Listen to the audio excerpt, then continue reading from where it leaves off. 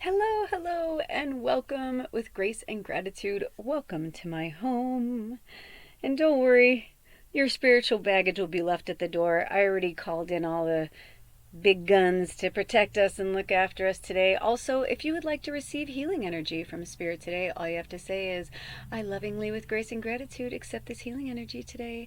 I ask for whatever is in each person's individual greatest and highest good for the healing, and I called upon any healing energies in the universe that would like to work with your avatar or your soul today.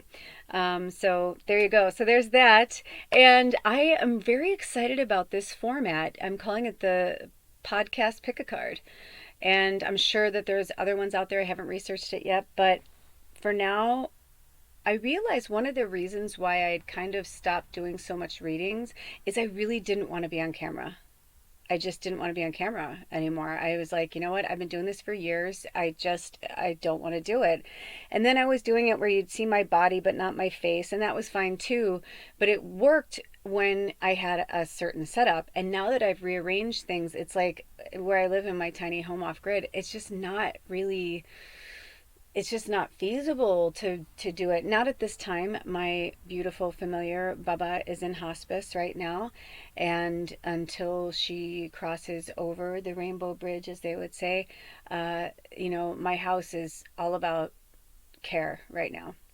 In fact, as I'm doing this for you right now, I I would say accidentally, but everything happens for a reason. My phone fell in water a few days ago, and I do not have a phone. And it's been quite interesting. It's been quite interesting. So I don't know when I'm going to have a phone again or when this will be out there, but I am recording it on the full moon in Cancer. In fact, as we speak, the moon is like literally like growing into her peak.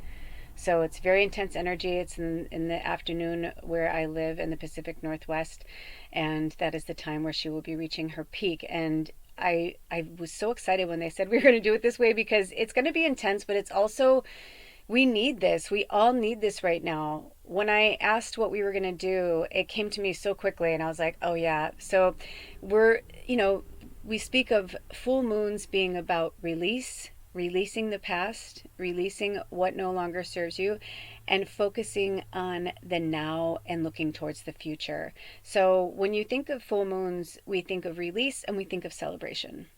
So this is what this reading is basically going to be about. It's about what do you need to release and let go and leave behind 2024, the past, everything. And now, today is January 13th, 2024. So in real time, that is the time. And we are very close to the Chinese Lunar New Year, which the dragons will be passing the torch onto the snake energy. And in this time, this is what the dragons are saying they want us to kind of look back on, see what, worked, what's been working, what's not working. And interestingly enough, a beautiful, beautiful soul gave me this book called Tarot Spreads years ago. And I like tarot. I have several tarot decks, but I'm not drawn to tarot like other people are. I think because I started my road as a medium and a channel and not using divination tools, I only started really using them when I was reading for people in person, and then when I started my YouTube channels and realized that I didn't even know what the fuck a pickup card was. You know what I mean? I was like, what is that? In fact, I was such an arrogant prig. Like, this is how arrogant and ego I was, is that I used to say, when people would say, oh, do you read tarot? And I'd go, I'm not a card flipper.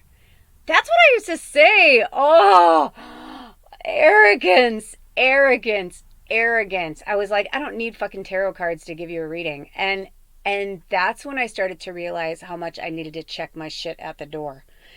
So the phone and all of this happening, so much has happened to me, you guys. It has been a little over 24 hours, and I mean, you would think that I haven't had my phone for a week.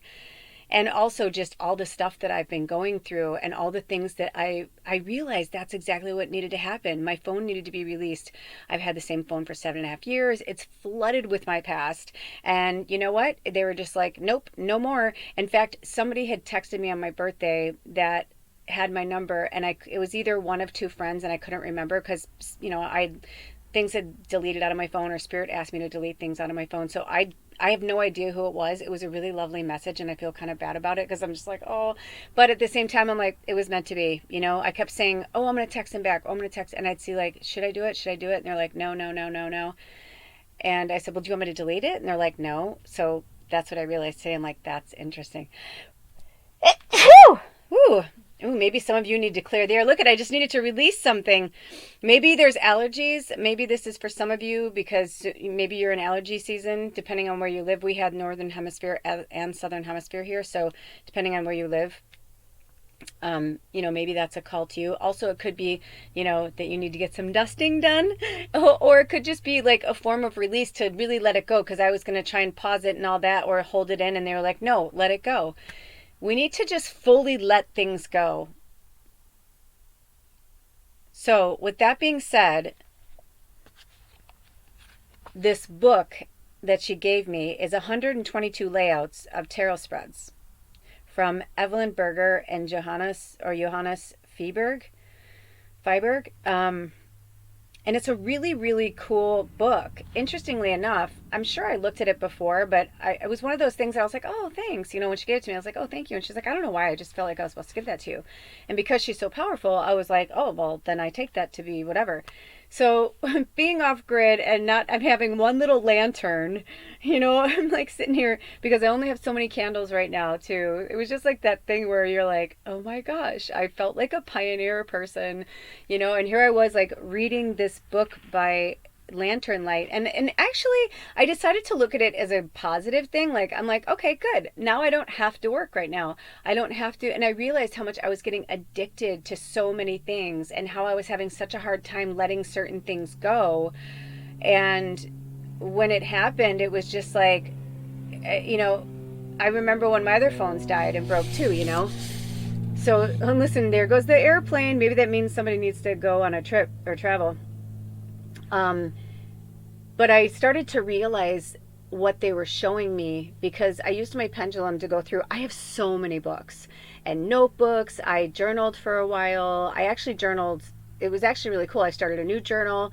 So interestingly enough, I realized it was all for a reason. It's just that it sucks because now I'm like, I hope I have those numbers, or I hope those, I think that they probably do. But if I don't, I realize I'm like, okay, well then I guess that's what's meant to be. You know what I mean? Like, I'm just going to let it go, because I feel like one of the things I've been trying to fight is really letting my past go. Like really, really, really letting it go. Not just like sneaking a peek here and there, or, somebody from my past was like coming into my orbit so hard for a few days, so much so that I was like, are they okay? Like, I was actually really concerned, because I really, I still love them just because I don't talk to them. And I couldn't find them. I couldn't find them on social media, but they're also, I'm like, there would have been like an obituary or something, you know what I mean? Like, and that was very interesting too, because shortly after that, my phone broke. It was almost like they were just like, stop. Like, what do we have to do to tell you to stop? My familiar who's in hospice, she's been like, having these quote unquote accidents, or, whatever, she's having incontinence.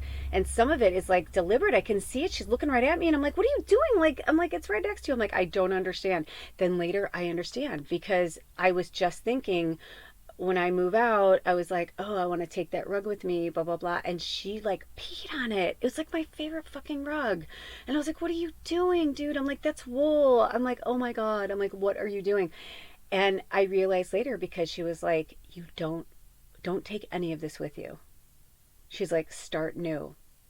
And I remember that even though I moved so many times, every time I moved or broke up with a guy and moved out with somebody, I've lived with like, I don't know, 5 guys and was married to 3 of them, or was either married or almost married to the other ones.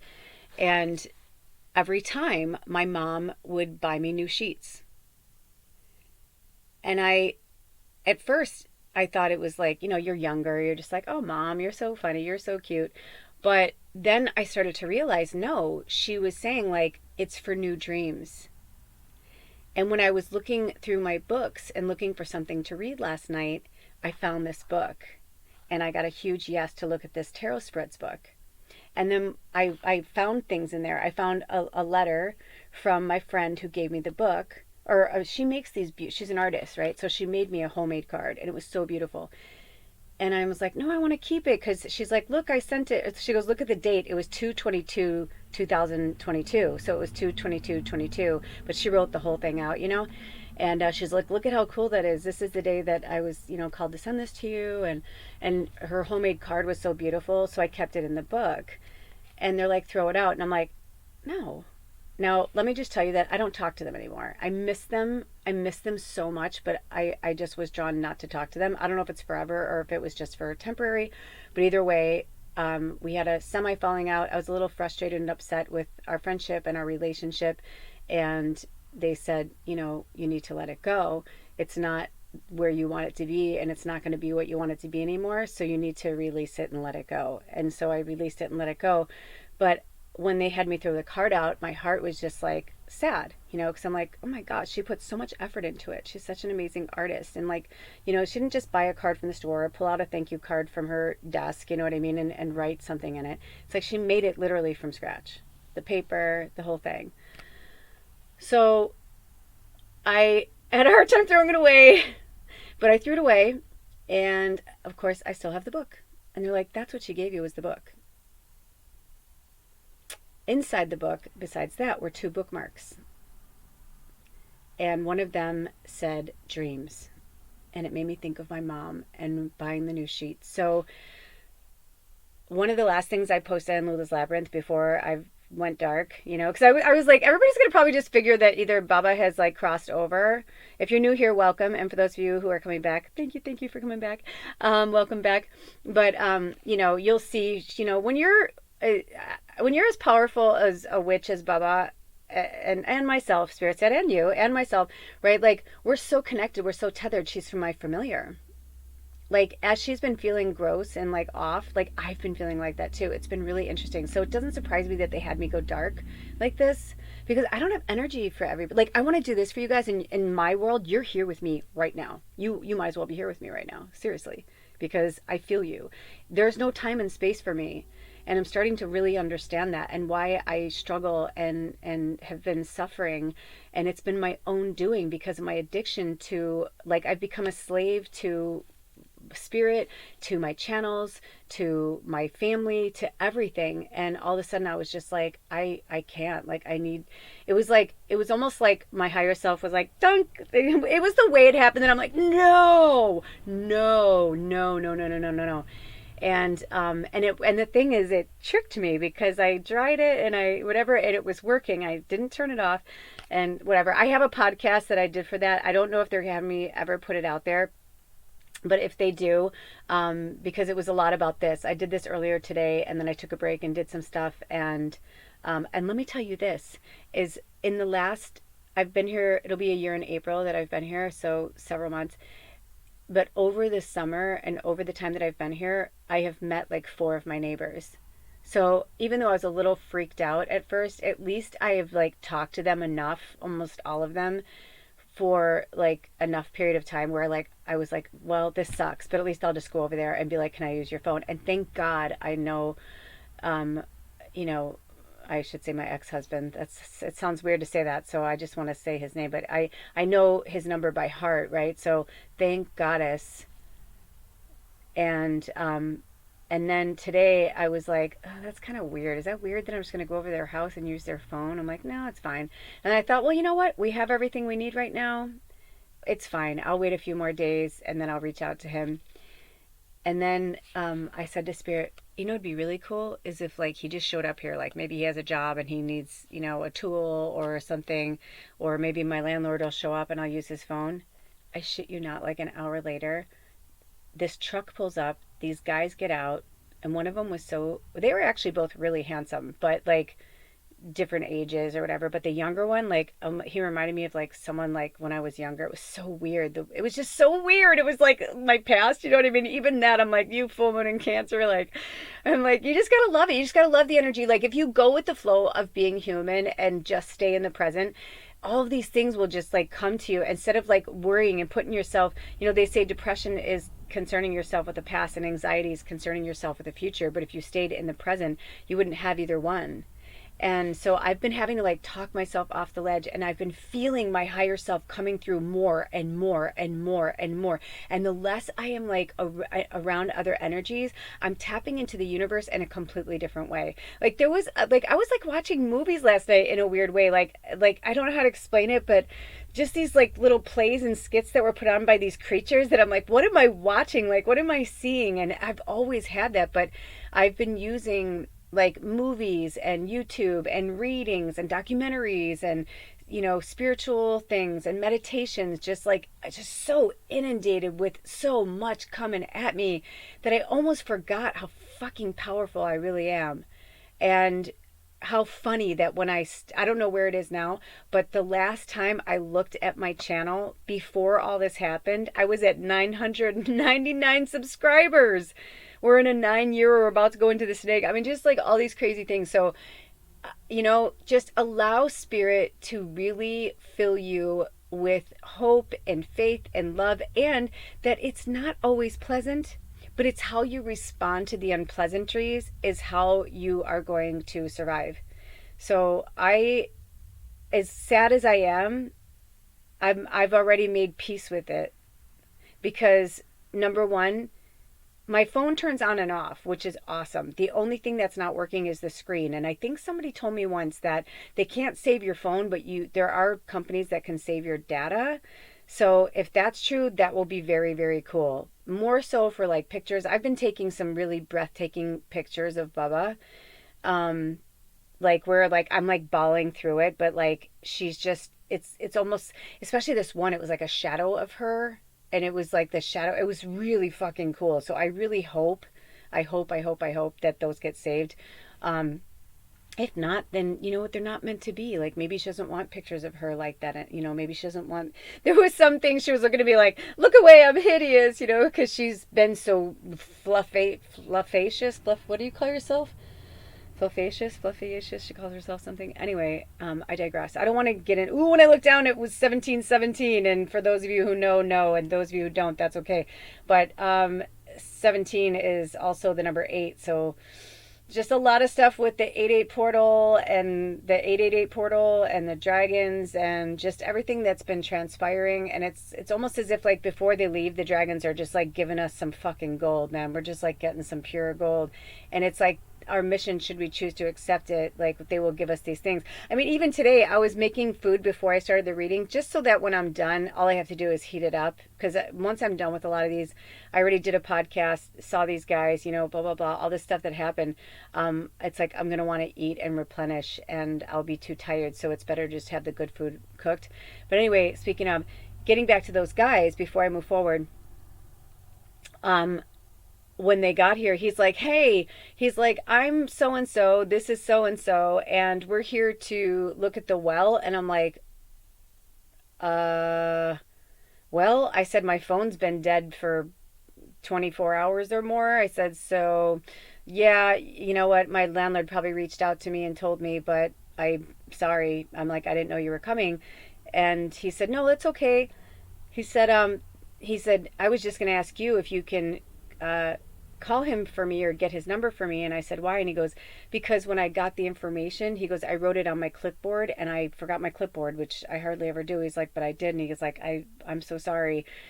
I said, no, it's fine. And I said, my name's Tallulah. And he goes, oh yeah. He goes, I think I remember that. He goes, I remember that because it was different. He's like, yeah. And I'm like, okay, cool. So he's like, can you show me where the well is? Because I'm on 5 acres, And so I was like, yeah. So I started bringing him to the well. And then all of a sudden I go, hey, this is a little weird. And I would never normally ask either of you. I go, but would either of you be willing to let me use your phone? And they're like, yeah. Both of them went to pull their phones out. And they were like, absolutely. And I was like, thank you so much. I go, I need to call my husband. I said, it's a long story, but he doesn't even know. I said, he's a mobile mechanic and he works. I didn't want to be like, oh, we're separate. You know what I mean? But I was just like, I said, I haven't seen him and I said I need to call and let him know what's going on with me, because I turn my phone off a lot. And I said, my animal's in hospice right now. And I said, I go, so many people wouldn't even think about it if they reached out to me or saw that my channels went dark, because they would probably just assume that like I went dark, because I do that. But I haven't done that in a really long time. And I realized, I'm like, that is exactly what was meant to be. So I called him and I left him a message, and I was just like, hey, this is what's going on. Show up when you can. I don't know, blah, blah, blah, if you can help me get a new phone or not. I said, if not, I'm just gonna have to wait. So I let them be. And then I came back in here and I said, do you want me to do a picker reading? I'm like, I really want to do a picker reading today. And they were like, yeah. And then they were like, kind of like, have at it. I have plenty of room right now where I can still do readings on my laptop.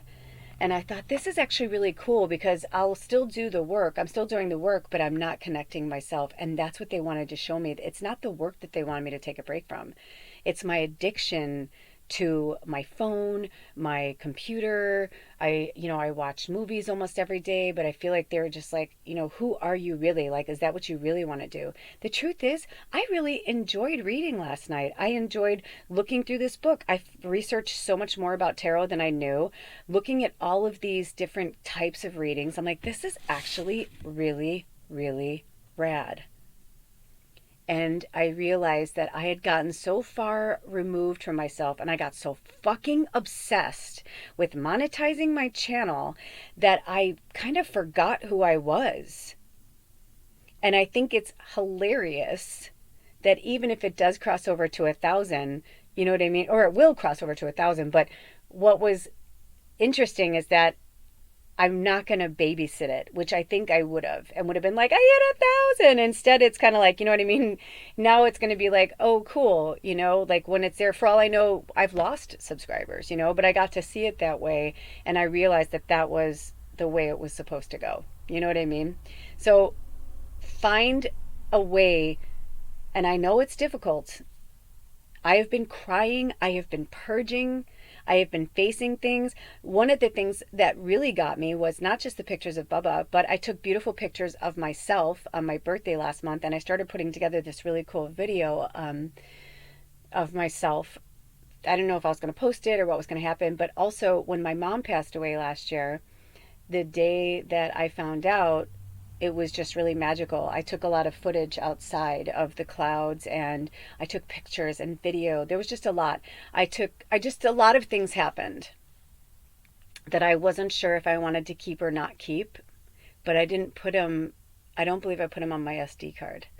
So the only thing, like right now, I can pop up my SD card, right? And it's going to have stuff on there, probably the numbers and phone, like some videos and some whatever. But there was a lot of stuff that was like on my hard drive of my phone that is like devastating to me, where I'm just like, are you fucking kidding me right now? You know what I mean? Where I'm like, there's no way I lost all that. Like, there's no way. When Spirit had me give up my Instagram, I'm not going to lie, that was one of the hardest things I ever did, because a lot of things that I'd put on my Instagram, I would put on my Instagram and then I would clear it out of my phone, because I was like, well, it'll be there forever, blah, blah, blah. Same with Facebook. But I deleted my Facebook account. I deleted my Instagram account. Like, they're gone. All that stuff is gone. So this could be the same. And I'm not sure yet. But whatever it is, I know that it's what it's supposed to be. And I'm okay with it. It's hard. I can feel it, like in my chest. It's like getting hard right now. Like I want to cry, and it makes me kind of sad. But the memories that I will have of Bubba, like we are, as Alder would say, we're pert near 13 years. We're like just like 4 weeks away from, or 4 or 5 weeks away from meeting 13 years ago, Bubba and I. But either way, I will always say that she was with me for 13 years, because it was in the 13th year. And I'm not going to be like, oh, it's not to the day, so it's 12 years, and you know what I mean? It's like, and 13 is the number of the witch. So it's just interesting. I mean, I've gone through so many things where I sat with her, like hysterically crying, and I'm like, what could I have done different? And finally she just like gave it to me, and she's like, honey, it's time for me to go. I'm not going to cry. so I was like, are you going to die on the full moon in Cancer? You know what I mean? Because I'm like, don't do that to me. I'm like, I will be a fucking mess.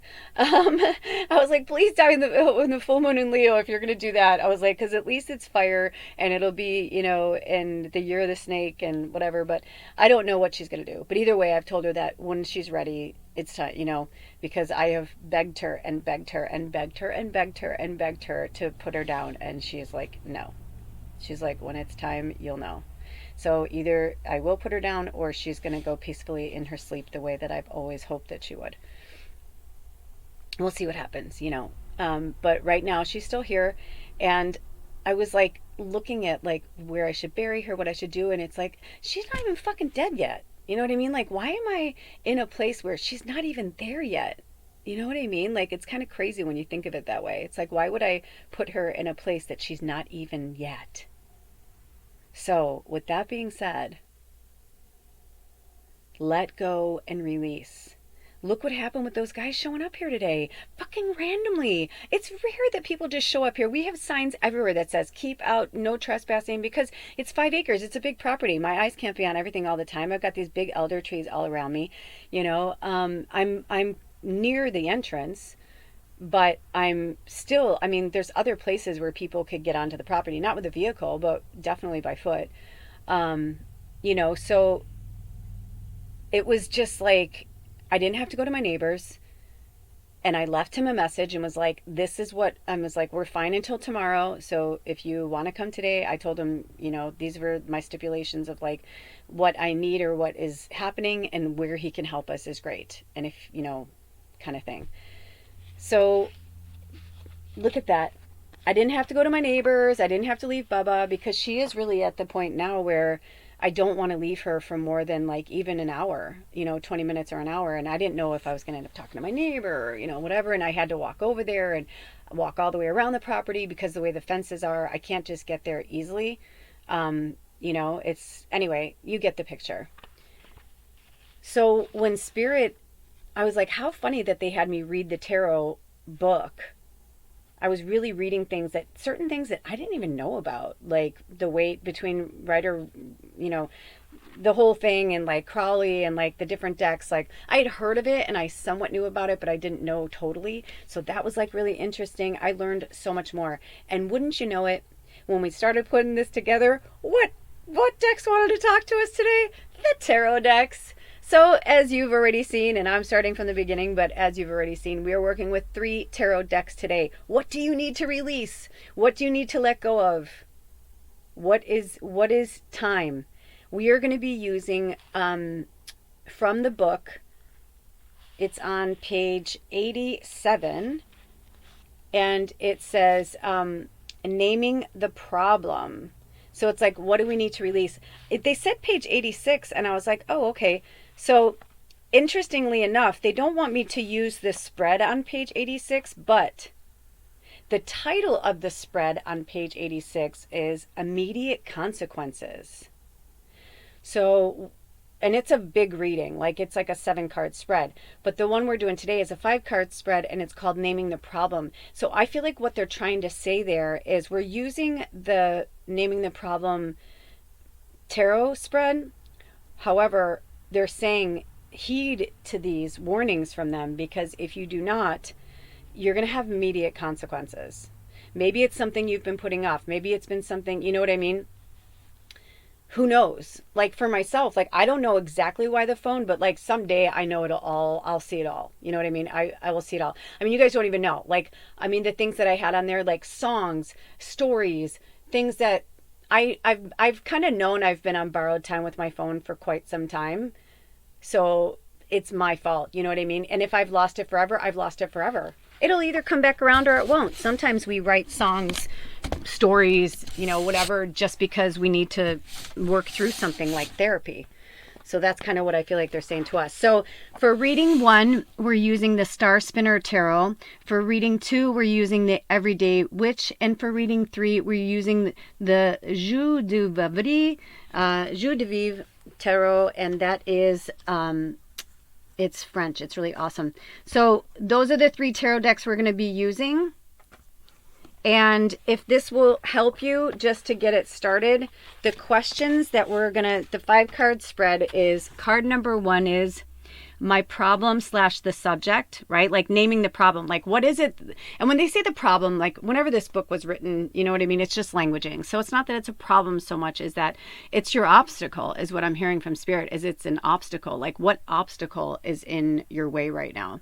And I'm feeling that is going to be that's the thing, like that will be the immediate consequence. And that means, like, immediate means the near future. So that means either they're going to give you the medicine and you're going to decide how you're going to want to deal with it, you know what I mean? Or you're going to ignore it and then something will happen whether you like it or not. You know what I'm saying? Like something will be, and it's going to, kind of like with my partner. I thought we were on a hiatus trying to figure ourselves out. I still, in my heart, hope that's true. But also, they're like, nope, I'm not moving back in. It's over. I don't, whatever. I'm never, coming back. And I was like, okay, right? But clearly, I need to move on and move out of like this situation. And same with Bubba. It's like she's trying to tell me, like, wherever you're going, I can't go with you. So it could be that in my mind, I'm thinking, oh, I'm going to be here, blah, blah, blah. But who knows? I could end up moving to another country. I have no idea. I've wanted to live in England forever. This could be my fucking thing. I don't know. It could be something like that. It could be, I've wanted to go to the UK, actually, Scotland, Ireland, all of them, because I have roots in all 3. I have roots in France. I have roots in Germany. And I haven't been to Europe in like 20 years. So who knows? Or it could be that my instincts are right and I am going to stay in this area, but I'm moving out of this situation and moving into a different situation. You know what I mean? But I'm not going to sit here and like wait and around and, hope whatever. It's like, it's going to come when it's meant to come. By the way, 3121 is an angel number. If that struck a chord with you, and it could also be 13 backwards 12, which is my birthday. It's my birthday backwards, so it could be a mirror for you as well. It could be something that like you need to see. Maybe Spirit's going to put this mirror up in front of you today, whatever it is. So that's number 1. Number 2 is, this is what I can't change. And maybe it's, it's going to be different for everybody. Number 3 is, this is what I can change / do. Number 4 is, what other alternatives are open to me? And number 5 is, quintessential card, how things will progress for now. And again, if you don't heed this advice, right? All right, so I'm going to move on to reading 1. I hope any of this information helped you in any way. I love you so much. Thank you. If you would like to book any time with me, or if you would like to donate to this channel, to the work that I do here, all of my information's all over this channel. All you have to do is click on the top where it says Welcome Witches, Healers, and Deep Down Believers, and all of my information is there, okay? And I have an Amazon. It's not just tarot decks and cards now. I'm going to be adding things throughout, like candles and other things that I may need if you would like to support me on my journey, on my new solo journey. I mean, they're both here. They're just not completely out of my life yet, but you get it. All right. I will see you over there. I love you so much. Until next time, take good care of yourselves and each other, and I'll see you at your reading. Timestamps are in the description box if you're new here or new to this format. I'll see you over there. Blessed be. Oh, bye. Welcome, reading 1. Welcome, reading 1. Okay, so I saw 3305. So I feel like that means something to some of you guys. And also, if you add them together, it's a number 11. So if that means anything, we are going to be working with the Star Spinner Tarot. And if you didn't watch the beginning introduction, I talked about how this reading came to be, and I also spoke about the tarot spread itself. So I'm using a book called Tarot Spreads, and it has 122 layouts. And I was really drawn to, I'll probably just keep saying this in the beginning of these readings, just so in case people didn't watch the first one, I want you to know what's going on. So basically, the layout that I was drawn to is called Naming the Problem. And when I was getting this together, like whenever you watch this, is when you're meant to see it. But in real time, I'm recording this on the full moon in Cancer. And I got this really strong feeling from Spirit for us to release, really focus on what we need to release and let go. Bad patterns, habits, people, places, things. There's something that's holding us back, right? Like we all have at least one thing that's holding us back from our true destiny, our true manifestation. We all have, there's especially now with the way the planet is in real time, January 13th, 2025. I mean, there's just so much going on. So when we have so much going on like this, it's like the only thing we can really do is work on ourselves. And the more we stay in our bubble and stay in our happiness and stay in our joy, the more we can infuse that back into the world and our everyday experiences and interactions with people. So this one I thought was really interesting because even though the tarot spread itself was called Naming the Problem, meaning the obstacle, the issue, whatever this is that you need to release, the page before it was the page that I was drawn to, and that reading was called, or is called, Immediate Consequences. So the vibe I'm getting from Spirit is that these are things that if we do not work on these things right now in these readings, we're going to have immediate consequences. Now we'll see what that is and what's going on because it's a 5-card spread. So let's get started. I'm going to move things around a little bit. Hold on. And I'm going to shuffle your cards. Now, because they have one question per card, I'm going to do the same. I'm going to do one question per card. If more fall out, then I'll know that that's what Spirit wants me to do. But okay, this one, wow. Before I could even, it was almost like my hand was glued to it. Okay, so we have the Queen of Swords is the problem/subject. Wow, okay, and it's an upright position.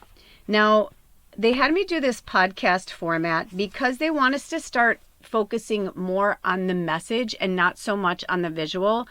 If they draw me to, I will take pictures. The first podcast pick a card I did was recent, and they wanted me to take pictures and put them in the community section so you can go back and reference them. So if they want me to do that again, you know what I mean, I will. If not, then sometimes I know right away what they want me to do, and sometimes there's no clear cut. So I just wanted to say that out loud. So I think it's interesting. I'm gonna describe the visual too, is what I'm saying. If they want me to take pictures of it, it'll be in the community section. But in this particular deck, it looks like she's a blue woman. She kind of reminds me of an Arcturian or something. Oh my gosh, you guys.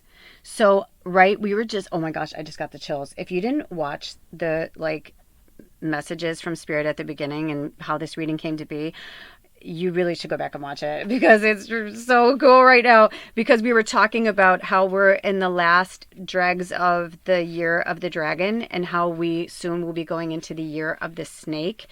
And I just noticed that this woman, this queen, has a snake around her neck. Oh my gosh, that's so crazy. We were just talking about that. So that's really powerful. I'm going to go to the book.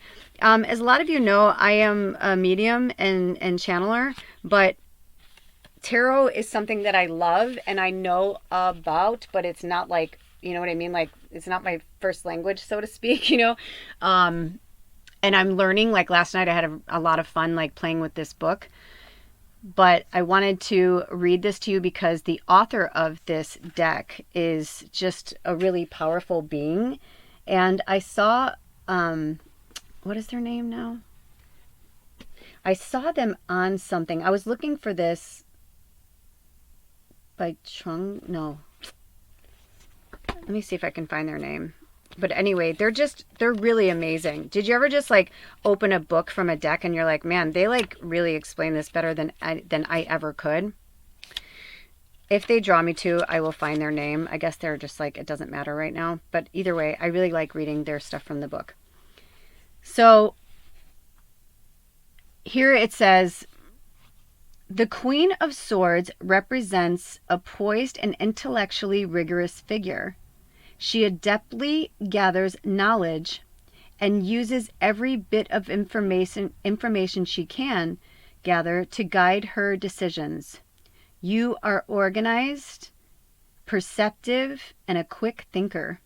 The Queen of Swords, though tactful, communicates sharply and succinctly without, what is that word? Without couching her words with sentiment.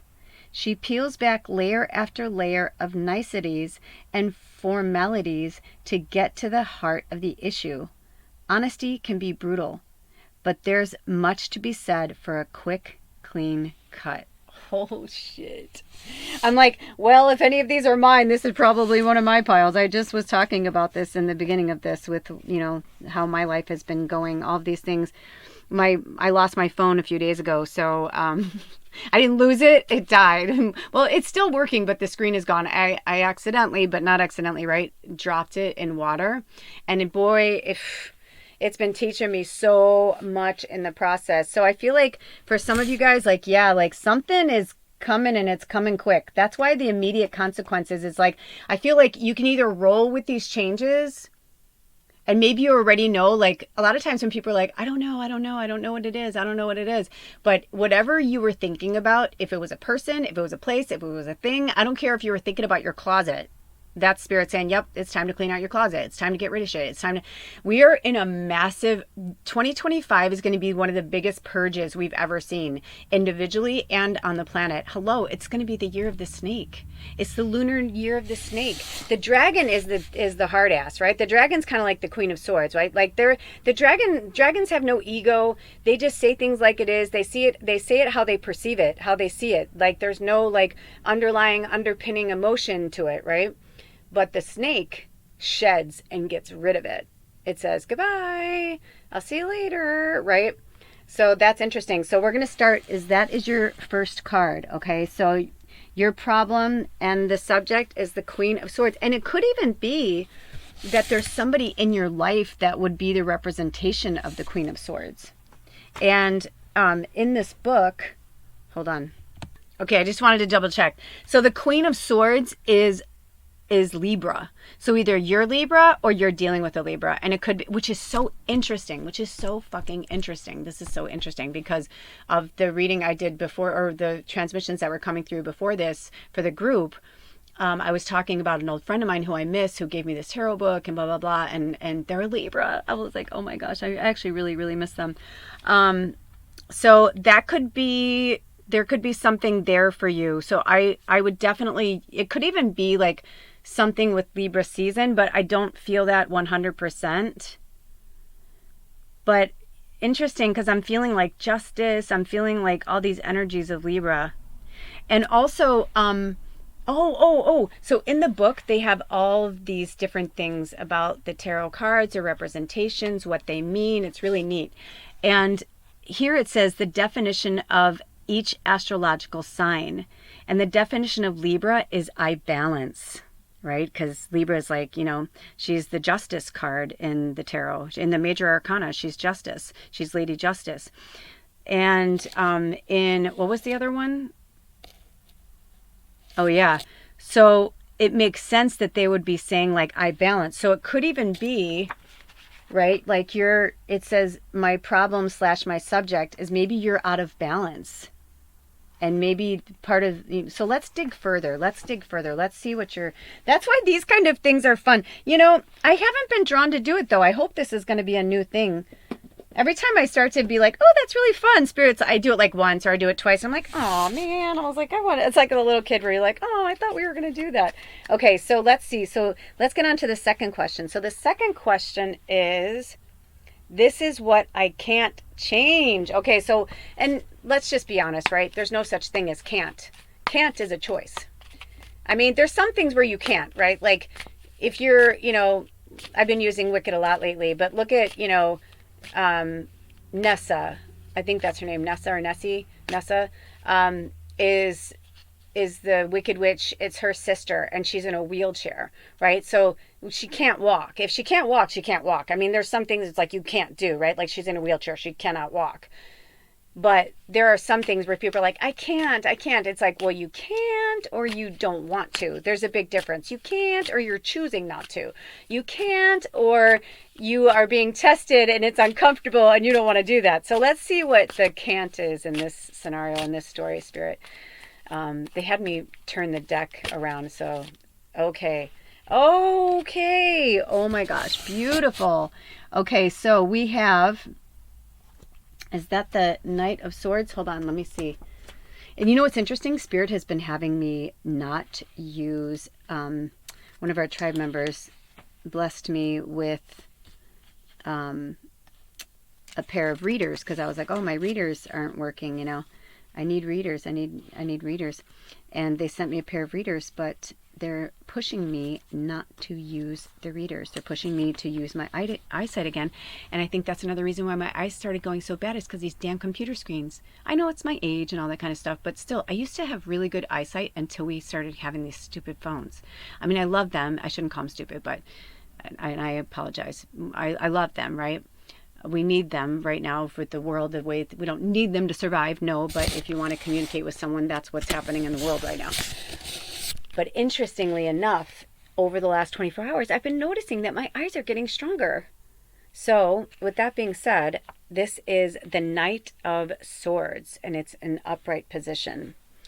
And it says, but of course the decks they have me use, all of them have like these like little tiny letters where I'm like, are you kidding me? You want me to read this? Okay, so the Knight of Swords is a proactive and curious individual. He is opinionated, but also a clear and intentional communicator. Though inflexible in your arguments, unless provided with new information, you value the truth over your pride. You check your sources and interrogate your findings with consistency. Interesting. So you're like, that's what I can't change. Okay, so but just because something can't change, Spirit just told me, just because something can't change doesn't mean that it's a bad thing. Like maybe you're like, for myself, I'm a telepathic medium. I've tried to not be that. I think one of the reasons why my partner wanted to break up was because I think people get tired of it, where I'm like, I just know the truth. Even if I don't know exactly what it is, even if you're the most powerful being and you put walls up, even if I don't know exactly what it is, I smell it. I can smell it. I smell it. I don't know why. I can smell a lie. I can smell bullshit. I can smell it. I just know it. I'm like a bloodhound. I can't change that. No matter how many times I've tried to change that about myself, I can't change that. You know why? Because I'm a telepathic fucking medium, and that's my job here. My job is to be a human bullshit barometer so that I can do this kind of stuff. And so that I can call people on their shit. That's why there are a lot of people like myself here, starseeds, lightworkers. We're all here to do these. We're here to work. We're here to do these jobs. We're here to help humanity evolve and elevate to another, plateau. And we cannot. If we get lost in the abyss of being human, then we forget the reason why we came here. However, we are human, and we did have parents, we did have families, we did have, you know what I mean? Like, even if you were adopted and you don't know your birth parents or whatever, it's like, but you were created by two people that came together with a sperm and an egg and created you so that you could come into being and be here today. It doesn't matter how you got here, where you got here, you know what I mean? It matters to you and me, but you know what I'm saying? Like, it's like, you have those feelings, you have those emotions, and most likely if you're a light worker, you're very sensitive.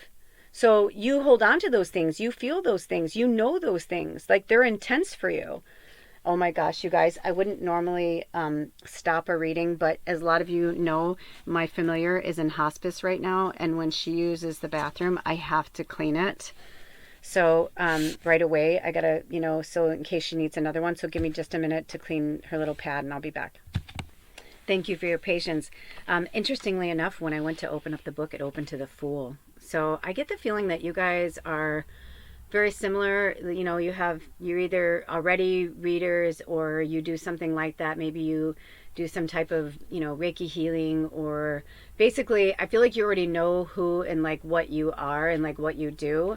But it's interesting because when I read this for the first time, when I saw this is what I can't change, I feel like it's not like, basically, I feel like for you guys, it's not what you can't change, it's what you're having a hard time accepting about yourself. So, you know what? Let's get to the third card, because I feel like the third card is going to kind of segue into this. I mean, let me tell you, I watch tarot readings. I love tarot readings. I love tarot readers. I think tarot readers are amazing, and especially the ones that are really, really, schooled and everything on it. I have nothing but respect and mad appreciation and respect for that now, because I've, grown up and realized that I was being a jerk. But that's okay. That's where I was. That's where I was in my process. That's, you know what I mean? And it didn't help that, like, one of my teachers slash shaman, whatever you want to call her, she was also very arrogant. And so it didn't help. And she was incredibly gifted, and she kind of had a rock star mentality about, and I think I picked up on that a little, because she was like my first teacher and like my first person, I like really looked up to and respected. And, so it could be something like that you guys are dealing like with something like that too, that maybe the reason why you're having a hard time like being your true self, because maybe you're around people that you actually care about and you actually, respect, but like maybe they're doing and saying certain things that like aren't, who you are, and you're maybe just going along with the program. I don't know why, but that just came out. So the third question is, this is what I can change and do. Okay, so this is your answer from Spirit. This is what I can change and do. This is what I can change and do. Okay, what is your higher self is saying? This is what I can change and do. I feel like they want me to turn the deck upside down. I like to shuffle with my eyes closed, so I just kind of let my hands do the work. I let you and Spirit do the work, but sometimes they have me do things a certain way for a reason. And right now, this one. Okay. So we have number 5, the Hierophant. So let's get this, let's see, the Hierophant. Okay, so that's number 3. Interesting that you guys have, you're having court cards, and so far you've had 2 court cards and a major arcana. I mean, that right there tells me how fucking powerful you guys are. Like the fact that you would have such big cards, especially the pictures. This is the only part that I don't like about the podcast pick a card, is because the cards are so cool. So like I said, maybe what would be really neat is if I can take pictures of them. But I don't have a camera right now since my phone died. I don't have a camera to take a picture of them, but if they call me to, I will put them together and put it in the community section when I post this. Okay, so, and by now you'll probably already know. Sometimes they have me post the reading, and then they'll have me post the stuff in the community section like within 24 hours, but like not right away. Sometimes I think they want you to just like get the reading, and not like go too far into that, like looking at the imagery, because we get a lot from the imagery. When I first started reading tarot, I didn't really know tarot that well, but I was drawn to the imagery. Like I would say something and people would be like, well, then you know tarot. And I'm like, what do you mean? And they're like, you just summed up exactly what that card is. I'm like, oh, well, that's the energy I got from it. So I'm like, that makes sense. Okay, so this is what I can change / do. The Hierophant says, while the High Priestess represents our internal spiritual workings, the Hierophant is a figure of benign externalized spirituality, a representative of spiritual authority, guidance, and tradition. The keys mark The keys mark the Hierophant as a gatekeeper. Interesting. Though there may be some preparations and commitment necessary, it may be worthwhile to seek an organized outlet for a shared expression of spirituality. That is so powerful. So that's what you can't change. So it could be for some of you that, like, what I'm getting for that from so far, like, as we're, taking the breadcrumbs of these questions, I feel like what they're trying to show you is, at the beginning, it was the Queen of Swords. And she's a no bullshit, no nonsense. She's going to say it like it is. Dragon energy, right? The Knight, and it's interesting because in the cards, the Queen's looking straight forward and she's got that snake around her neck. And it's a white snake. which is interesting because I feel like, you're probably more of a white lighter, and maybe you're surrounded by a lot of shadow energy, especially if you're like around people who are either, dulling your sparkle or telling you your gifts aren't real, or, they're in shadow. So if they don't see it, right, then it's not happening. So I kind of feel like that too, but I feel like you're the white lighter and they're like, get out of that. And the interesting thing is that she's blue, and that made me think of Arcturian energy, and she's wearing a crown, right? Because she's a queen. So wherever you come from in the galaxies, in the universe, you were brought here to be this special light being, to teach, to, I feel like it's time for you to expand. I just saw a bunch of stuff. So take from this what you need, like whatever is meant for you. If it doesn't feel right, let it fly by you. But I literally like just saw a bunch of things fly by, and I saw astrology. I saw Reiki healing. I just saw like a bunch of things, like so much where I was like, whoa, whoa, whoa, whoa, whoa. But it was like all these different facets of spirituality and teaching. So it's going to be different because there's so many of you. It's going to be different for each one of you. So whichever one that you've been aligning with, I feel like this, I just got the chills. They're saying you are the queen at this, like you, and it doesn't matter whatever you identify with. The queen is just a representation of the divine feminine energy. So they're saying like, you are like, it's about getting your confidence back. The last Pika reading, we were talking about this, about the sacral chakra and the solar plexus. And, the solar plexus has to do with that. And they're connected. Our ego and how we feel about ourselves and our confidence is connected to the sacral chakra, which is, where we come from, right? Like we're birthed. Like literally the sacral chakra is our umbilical cord. Like we came from the mother. And this is like a mother energy that's like coming towards you, this queen, this queen of swords. So, when I think of Arcturians, as far as I can tell, the Arcturians are basically like, they're like the smartest species in the universe outside of our creator. And even that is like, is to, a lot of people would look at that as a lot of different things too, right? But divine feminine is what is needed here. So if you do, identify with the masculine, outright, or however you identified, however you want to word that for yourself. But if you do, I still feel like what spirit is trying to say to you is that it's because you're missing that side of yourself. And a lot of us divine feminine, over the many, many years, we have been dulled. Our sparkle has been, completely, our light, all the good stuff about us has been, you talk too much, you're too much, you are too sensitive, stop crying, why are you like that? All these different things that we've been getting from our peers, our family, our boss, or, be like this person. And you're like, but I'm not that person, right?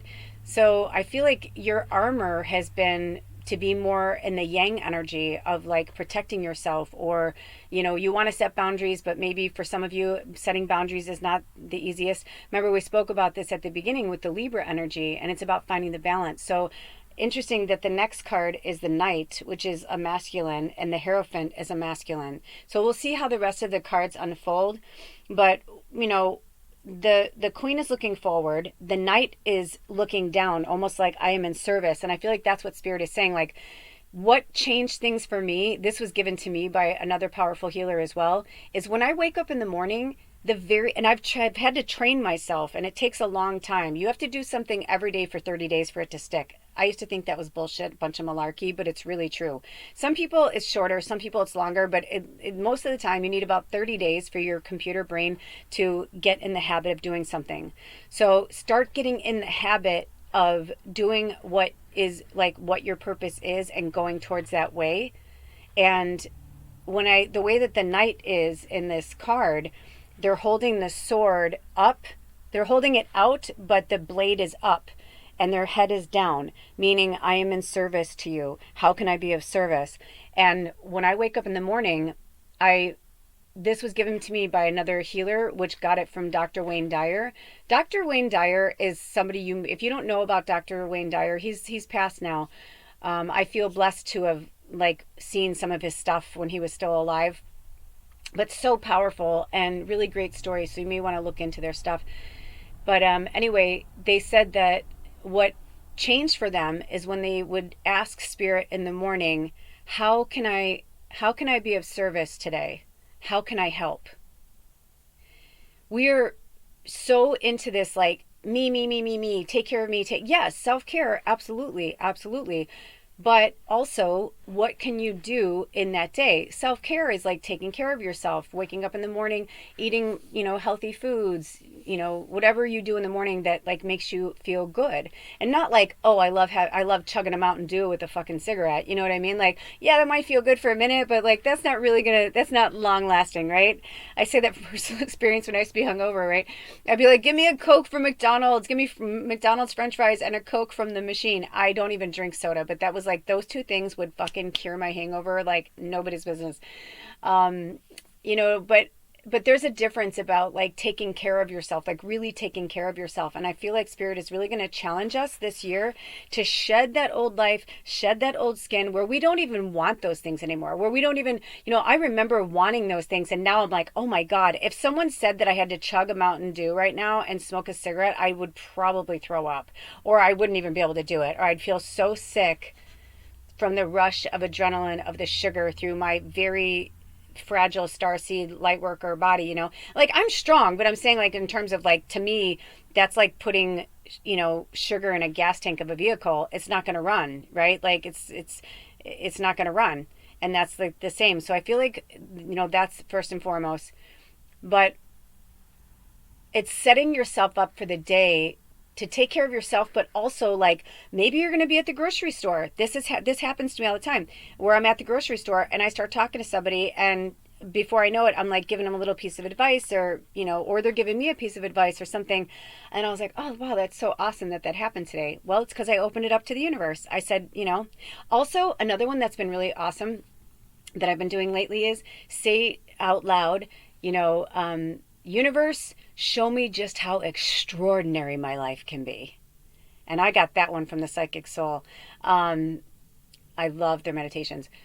But there is something that is going on with your balance being off, the divine masculine and the divine feminine. And I feel like they're trying to like bring it back. Like they're trying to, bring back to us, right? Like it's like the Shiva Lingam in Indiana Jones and the Temple of Doom. And, they go to the village and they're like, oh, he took our Shiva Lingam stones. And they were there as like, they honored these stones as if they were gods, right? And then their water dried up. He's like, we had no food. Our animals started to die. We got a plague and all these things. It's like, because when you take out something that's really important to life, everything else falls to the wayside. So I feel like for you, your mission, should you choose to accept it, is to release the old versions of yourself that no longer apply to who you are now. And I'm feeling like balance is going to be your main key. Also, the fact that you had 2 sword cards right out the gate. And swords, the swords themselves are about communication. But if you look at the archangel that associates with communication, that's Gabriel, and he's of the west of water. So it could be that you're a water sign, or you're dealing with a water sign, and it could be the air sign, even though they showed us Libra in this, because, maybe this was the cards you needed to see. The other air signs are Gemini and Aquarius, and Aquarius season's a week away, and we're so close to when we have the new moon in Aquarius. We're going to transfer over from the year of the dragon to the lunar year of the snake. So the fact that your first card out is a queen, a queen of communication, because clearly you're a communicator. Like, that's what you're supposed to be doing. Like, and you're supposed to use your words. You can't candy coat everything.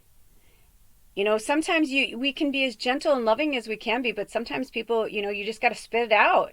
You just got to say it, even if it's hurtful, even if it hurts you, Sometimes things just have to be said. Sometimes things just have to be done. But the fact that the snake is white, I feel like is a huge deal, because I feel like that's your like white magic, like you're a white lighter. And I feel like you, in fact, right in front of them, it's interesting because it's a dress. It's like she's wearing this dress, and it's supposed to be part of the dress, but all I see is like this road, like this freeway. And I feel like this is what they're trying to say to you, is that you're on the road to freedom. Like, you're so fucking close. Like, you're so, like, let's put it this way, a year from today, you're gonna, if you saw this reading again, you'd be like, wow, look at how much happened, look at how much I did, look at how, it's like, this is kind of like a like, you know, like kind of a prequel of like, of what you already know. You know, it's like you already know, like, you need to do these things or change these things, or, you know, like I said, whatever came up for you when the questions came up, you know what you need to do. But I feel like that was kind of, that card was, or you know what I mean, like that was their way of like saying, here it is, like right here. And the fact that you're listening to the podcast and not getting lost in the card or getting lost in whatever, you're only getting lost in your own thoughts and your own imagery. That's another reason why I think they want us to do more podcast pick a card, because then I can tell you the pictures and I can tell you the card, but you're going to have, and you don't know, unless you know this deck, you're not going to know exactly what this card looks like. I'm just telling you about a queen who's got a white snake wrapped around her neck. She's also holding red flowers. Let me see if I can see what kind of flowers they are. But she's got a red tongue. And it looks like her heart chakra is like in half. It almost looks like her heart is like cut in half. Oh, she's got two flowers. She's got roses, a red one and a white one. And it looks like she's in amidst a whole garden, but her dress has roses on it too, and it's like she's blending into the garden. It almost looks like she's in, like, when did you ever go to like a botanical garden and they have like a maze? It's like that. It's almost like she's in like a maze of flowers, and so much so that she's like starting to blend in.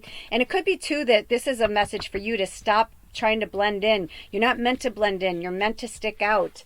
And for some of you that might be uncomfortable, but they're like, remember that you came here to do this though.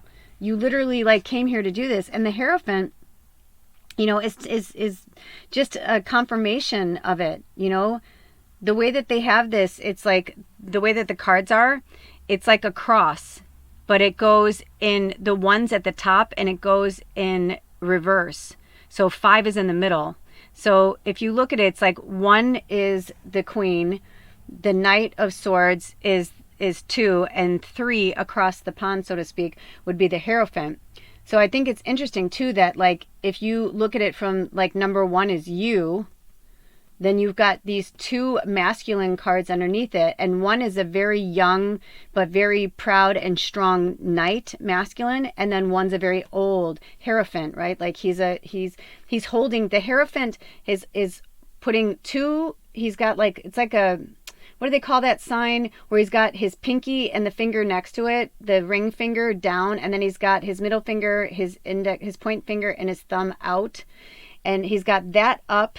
His head is down, but not down so much as like there's a veil over his eyes, and all you can see is like a mustache and a beard, and his other hand is holding a huge ring with keys. But they're like skeleton keys, right? And the ring's like wrought iron, like you'd see in like, you know, an old movie or something that is like to a jail cell. So there's 2 keys on there, and I feel like this, it means something. That's why I'm describing it to you. Also, the Knight of Swords has wings, white wings. Interesting that the Queen has a white snake and the Knight of Swords has white wings with long, beautiful hair, and they're all blue. And I've seen these cards. They're not all exactly the same. They don't have the same hair color.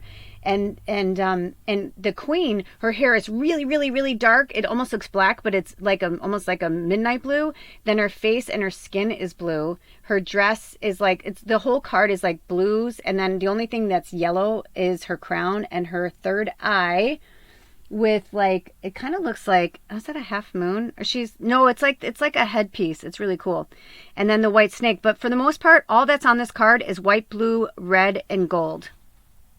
So if those might be your power colors this year, I don't know why, but I feel like they wanted me to say that. And then the Knight of Swords is, his hair is almost like a pastel, like a deep, like a, almost like a cornflower blue. If you know what that is. It's a little deeper than a baby blue. But then the hair, and that card is all blue and white with just hints of gold. And then the Hierophant is wearing a blue cape with yellow and red accents and a very dark blue, but almost blue-gray beard. So I feel like these colors mean something to you guys. It could even be for home. I feel like somebody's looking at getting new paint colors. I don't know where that came. That's so funny. Maybe it's a color combination you're looking for. They are very pleasing to the eye. So let's move on to card number 4. So number 4 is, what other alternatives are open to me? So maybe there's something that you have a gift, but you don't really want to do it. And so maybe there's, let's see, what other alternatives, Spirit, for this reading 1, what other alternatives are open to them in this tarot reading? Can you please show us what are the alternatives? Okay, these cards are all flipping around. Okay, oof, what is the alternative?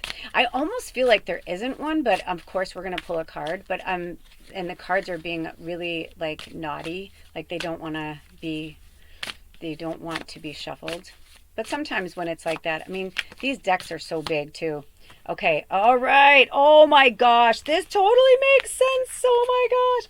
So number 4 in reverse, you guys. I can't even believe it. It's the Emperor in reverse. Are you fucking kidding me? Are you kidding me? Wow. Okay.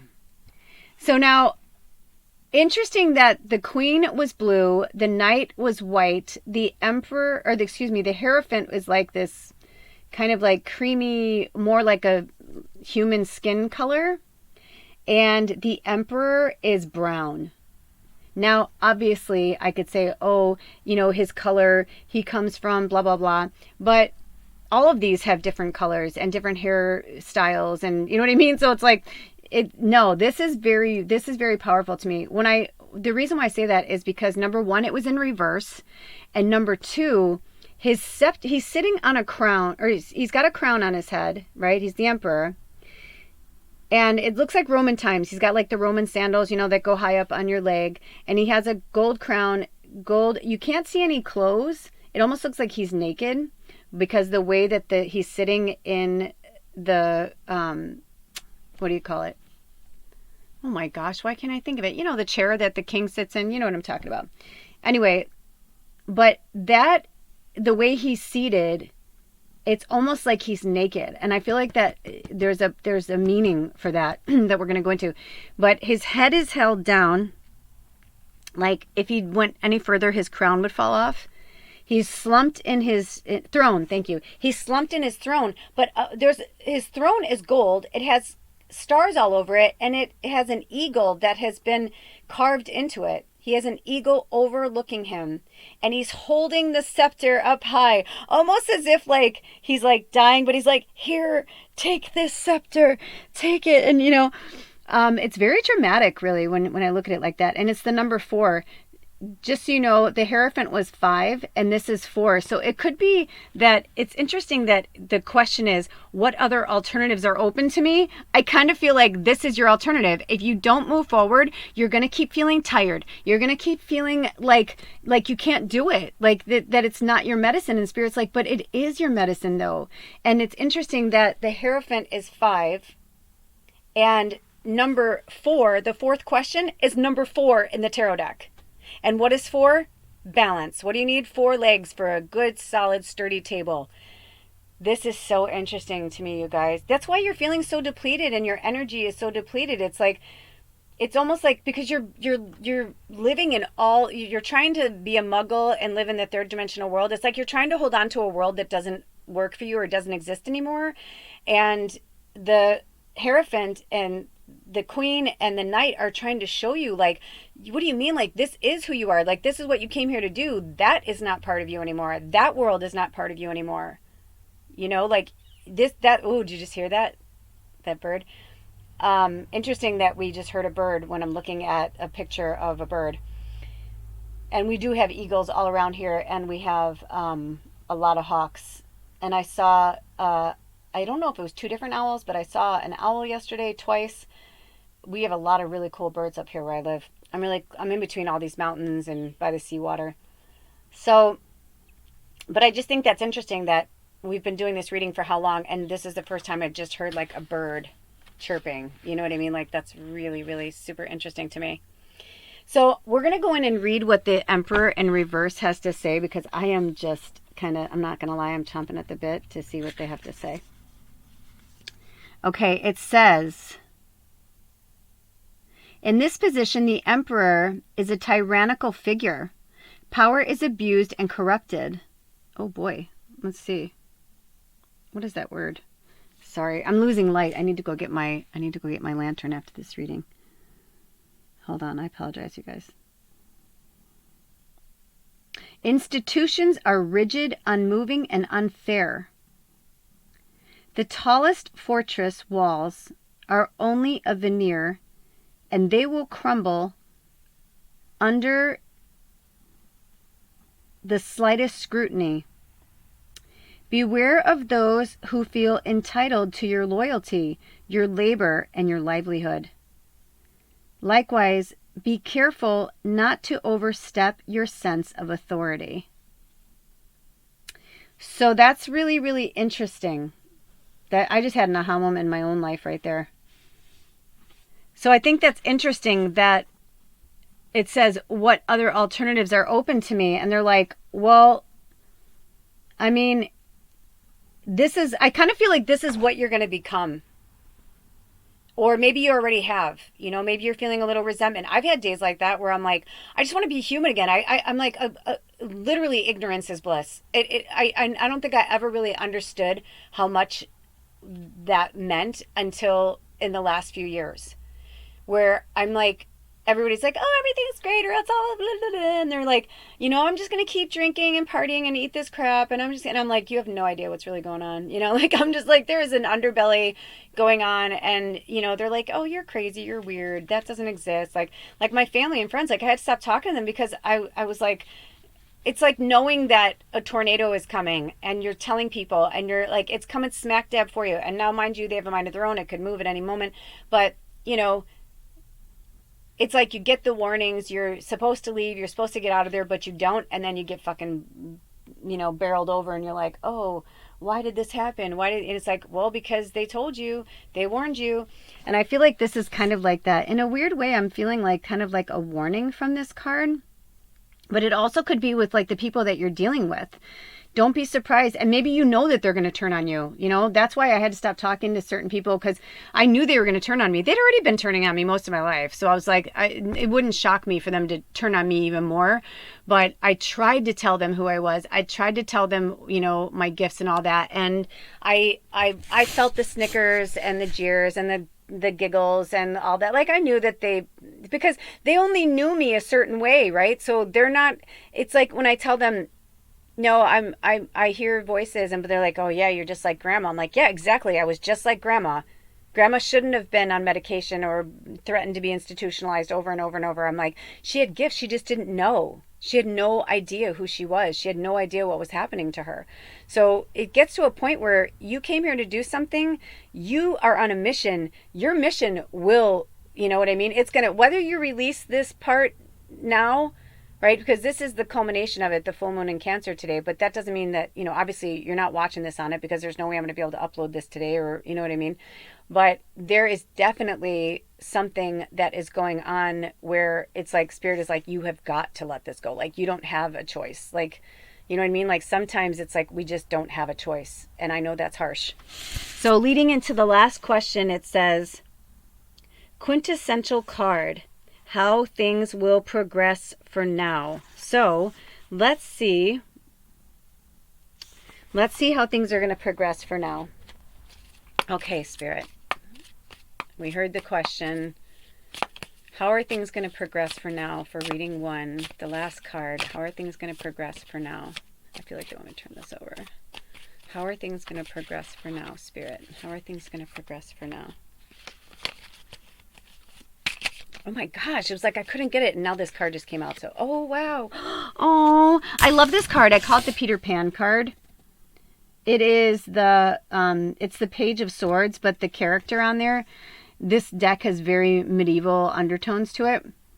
So I feel like this card always reminds me of Peter Pan. It's the Page of Swords, but it's in reverse. And another Swords card. So clearly it's about the communication for you.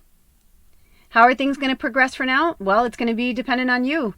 How are you going to communicate your needs, your wants? Are you going to come clean and tell people like who and what you really are and be okay with that? I'm going to keep it in the reverse position, but we're going to go to that card right now. But I mean, interesting that you've got three Swords cards and 2 major arcana. So they're telling you this is big business. I mean, and you got the Queen of Swords, which is basically, I mean, you can almost look at it as a major arcana. Oh my gosh, you guys, I opened right up to it in the book. I love when that happens. Okay, bear with me. This is the last one I'm going to be reading in this like dusk lighting. Okay. In the reverse position, the Page of Swords is an intellectual... Hold on. What does that say? Oh! The Page of Swords is an intellectual snob and a gossip. You might claim to know much, but your sources may not be trustworthy. Your pride is more important than the truth. Ooh, didn't we talk about the truth at the beginning of this with the Queen of Swords? And at the end of the day, you would rather win an argument than gather knowledge. You may be blunt, petty, and willfully tactless. Interesting that the first card was the Queen of Swords, and that's kind of how they described her. And now it's like, yeah, so there's something. Now, this isn't going to apply to all of you, but there's obviously something, you know, I would say for you guys, what you need to release is judgment and ego and basically victim, all that stuff. I mean, it's one of those that it's like tough medicine. I mean, I'm looking at the Emperor in reverse again, and he's just so sad looking. It's almost like you know what? Can I tell you the good news about this, though? The good news about this is you guys are so powerful and you're so awesome. That's why I said a year from now, you're going to be like, wow, like, look at how much I've changed. I have changed just so much in the last 24 hours when I realized that I may never get anything off of my phone again. I may have lost all of those pictures, all of those videos, all of that stuff, all of my songs, all of my, like, poems, everything. I was like, holy shit, if I really lost those, I'm going to be so sad. But you know what? It's happened to me before. It's happened to me more than once. I was writing a novel years ago, and my computer died and fried, and like there was no saving it. And my one friend was like, "You didn't have one hard copy of it? Like not one?"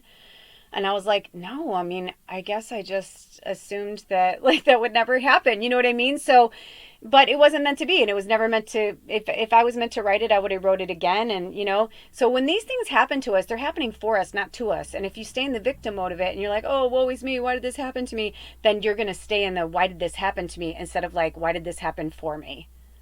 And I feel like your mission, should you choose to accept it, moving forward in this year, in this new, whenever you watch this, it's timeless, but in the next year from now when you watch this is about like challenging yourself to be the best version of yourself and responding to something in the most positive way you can, even if it's horrible news, right? It's like that thing where, you know, it's like horrible. You hear that someone died, you know, and you're like, oh my gosh, what happened? They're like, they were in a car accident. They're like, it was like instant. It's like, well, of course you're sad that they died, but you're so grateful they didn't suffer. You know what I mean? You're like, wow, that's, if you're going to go, that's the way to go. You went instantly, like it was done, like bam, you were back into the spirit realm and there you are. So if you look at it like this is something that you need to work through, you know, to release all of this old stuff so that you can have this new beautiful life that's waiting for you on the other side of these changes and these challenges. And also the Hierophant was trying to tell you, like, seek out your community. If you found yourself here, that's why you're here. You're here for community. You're here to like be around other people like you. Well, we got your back. We don't think you're crazy. We don't think you're weird. I believe you. I remember I worked with this child one time and he said, you know, I can make things move with my mind. And I said, I totally believe you. And just the way that they responded to me, they opened up, like, it was like that was all they needed to hear, was that I believed them. They're like, he's like, and I go, that's why your mom's having me talk to you, because your mom believes you. Your mom does believe you. Just because nobody's seen you do it doesn't mean that you can't do it. And the way that he was like, I can do it. And he was such a beautiful, very sweet, truthful boy that would never lie about something like that. And he was trying to do it with us there, because I was like, wherever two or more gather, and like the mom, like all the kids, like everybody in the family was like really witchy. And I was like, you know what, maybe it's just something you need to work on. It's, you know, it's a new skill. It's something new that you're, you know, there's a lot of kids that are coming into the world now that have different skills from different places in the universe. And I'm like, it's okay. And he's like, well, how come all of you guys believe me? He's like, my dad doesn't. And my heart just broke for him, because he literally was like, instead of like looking at the fact that his mom, his sister, and me, who was really good friends with his mom, like we all believed him, but all he focused on was that his dad didn't. So I'm getting from Spirit, stop focusing on who you're going to lose or what, is going to happen, and look at all you're going to gain. You're going to gain access to your true self, your true identity, whatever that is, whatever your superpower is. Everybody that's on this reading right now, you have a superpower of some kind. And it's time you start asking Spirit, how can I serve today? How can I help? What can I do? How can how can I become a better version of myself? Because laziness and avoidance are the two biggest killers of our dreams. And a lot of times it's fear, because not just fear of the unknown, but fear of judgment, fear of what people are going to say. Look at all these cards: Libra, judgment, the swords, judgment, communication, like words, like, so there's something in this for you that is very challenging, and only you are going to know what that is. But the Hierophant is here to tell you that you got the skills, and the Emperor is telling you that here you are. You got a Queen at the top of your deck, an Emperor at the bottom. And then in the middle, it's actually cute. This is where I wish you could see it, because in the middle you've got the Page, which looks like a young Peter Pan, but it's almost like your inner child is like the way that the character is in the card. The Page is, his sword is down on the ground, the pointy part is on the earth, and he's like in like a field. He has mountains around him, there's trees and stuff, and he's got a feather in his cap, and one foot is flat on the ground, one foot is behind him, kind of in the air, as if he's like balancing. I forget what that yoga pose is, where you put one arm up, and one leg up. It's like he's doing that, and he's balancing one arm on the sword that's going into the earth, and then his one hand is going up. And I almost feel like that's what they're trying to say to you. Once you allow your inner child to like play and be who you, like, what did you always want to be? What did you always want to do? Start there. It doesn't mean that it's going to be your bread and butter. It doesn't mean that it's going to be something you do all the time, but it could be something that's going to be the keys, just like in the Hierophant, that's going to unlock the door to like who your true identity really is, so that you can be who you're meant to be. Because the Emperor, right? The Emperor can only give so much. He's like, I'm the Emperor. I don't have to give this much, but I can just tell people to do whatever. But instead, you guys are doing all the work, which is great, but you're not resting and you're not taking care of yourself. And I'm feeling like the balance is off, because you're trying to live in this world. Like maybe your parents are like really religious and you're really spiritual, but when you're there, like you don't talk about your life. You don't talk about like, crystals and things like that, because they'd make fun of you, or they wouldn't believe you, or they'd be like, that's why you're not doing anything with your life. You know what I mean? But they're trying to show you like you are all of these magnificent things. You are this magical, magnificent creature. It's just you have to believe in you, because if you don't believe in yourself, how the hell do you expect anybody else to believe in you? You know what I mean? So I think that's all there is, but I always like to ask Spirit if there's any more messages. And I'm going to use my pendulum if I can find it. Hold on. So we're pretty much done, but the only thing I did notice when I looked one more time at your spread is that you have a Queen, you have a Knight, and you have a Page. But you know what you're missing? A King. And you have the Hierophant and the Emperor, and that kind of like, especially the Emperor is wearing a crown, and the Hierophant is wearing like a crown type. I guess it is a crown. But I feel like heavy. Oh yeah, heavy the head that wears the crown. So it could be that the Emperor is feeling that way, because maybe you're like, no matter what you are represented in your, outward or inward or whatever, I feel like your divine masculine is really like dwindling and like falling apart. And I feel like they're trying to show you that the divine feminine is here to lead the way. I mean, look at almost every card you had was masculine except for one, because I don't think the Knight is I'm pretty sure that's a masculine.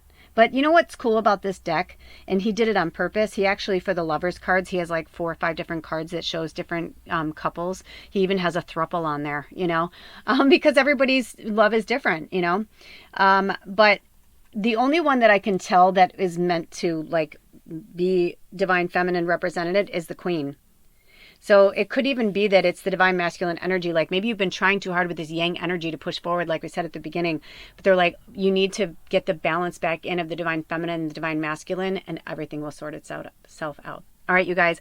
Until next time, take good care of yourselves and each other. All of my information is on this channel. Go to my main page, click on Welcome Witches, Healers, and Deep Down Believers. All of my information is there if you'd like to work with me one-on-one, or if you'd like to purchase a recorded reading, which is just a private reading for you and a private link that you can watch at any time, and it's like half the price of a reading with me in person. But you can email me and we can go from there. And also I have my Amazon and my Venmo if you'd like to contribute to the work that I do on this channel. Until then, I love you so much. I'll see you at the next reading. Blessed be. Oh, bye. Welcome, reading 2. Oh my goodness, you chose the Everyday Witch Tarot. This is a brand new deck we got from one of our tribe members, Anna. Thank you, Anna. She sent this to me for my birthday back in December 13th. And well, actually, she sent it before that, but I opened it on my birthday on December 13th. And it is just such a fun deck. And I have to tell you guys something. I wanted this deck for the longest time, and it was like I just wasn't ready for it, I guess, because holy crap-oly. Because it's new, of course, whenever I get a new deck, I shuffle the crap out of it before I do readings, unless I'm doing like, you know, where I'm showing you the deck, like a video like, oh, I just got this deck. But this one is very interesting because right before I started your reading, I started shuffling because I was like, oh, I should still keep shuffling these. You know, it's a new deck, blah, blah, blah, blah, blah. And as I was shuffling it, I was thinking about your reading, and all because these downloads were all coming in as I started, even, ooh, look at throat chakra, work with your throat chakra. I wasn't having any issues until just now. So work with your throat chakra. That also means that a lot of you are either not speaking your truth or not speaking up at all. So that's something we'll talk about. But when I started to shuffle the cards, a group of cards flew out. And I said, if those are, because we're working with a five card spread today from my tarot spread book. On page 87 of the Tarot Spreads is the name of the book, and it has 122 different layouts. And this is the one that we're doing for today for the full moon. Now, in real time, whenever you watch this, it's timeless. But in real time, when I'm doing this, it is the full moon in Cancer. I started this whole session in this video as the full moon was about to, you know, as she was going into her peak, and now we're past it. Now we're on the other side of the moon. So it's kind of interesting. I can already feel like it's intense and it's amazing, but I can feel that, I don't know about you, but like leading up to the full moon in Cancer, I was like just a ball bag. Like I was just like crying over everything.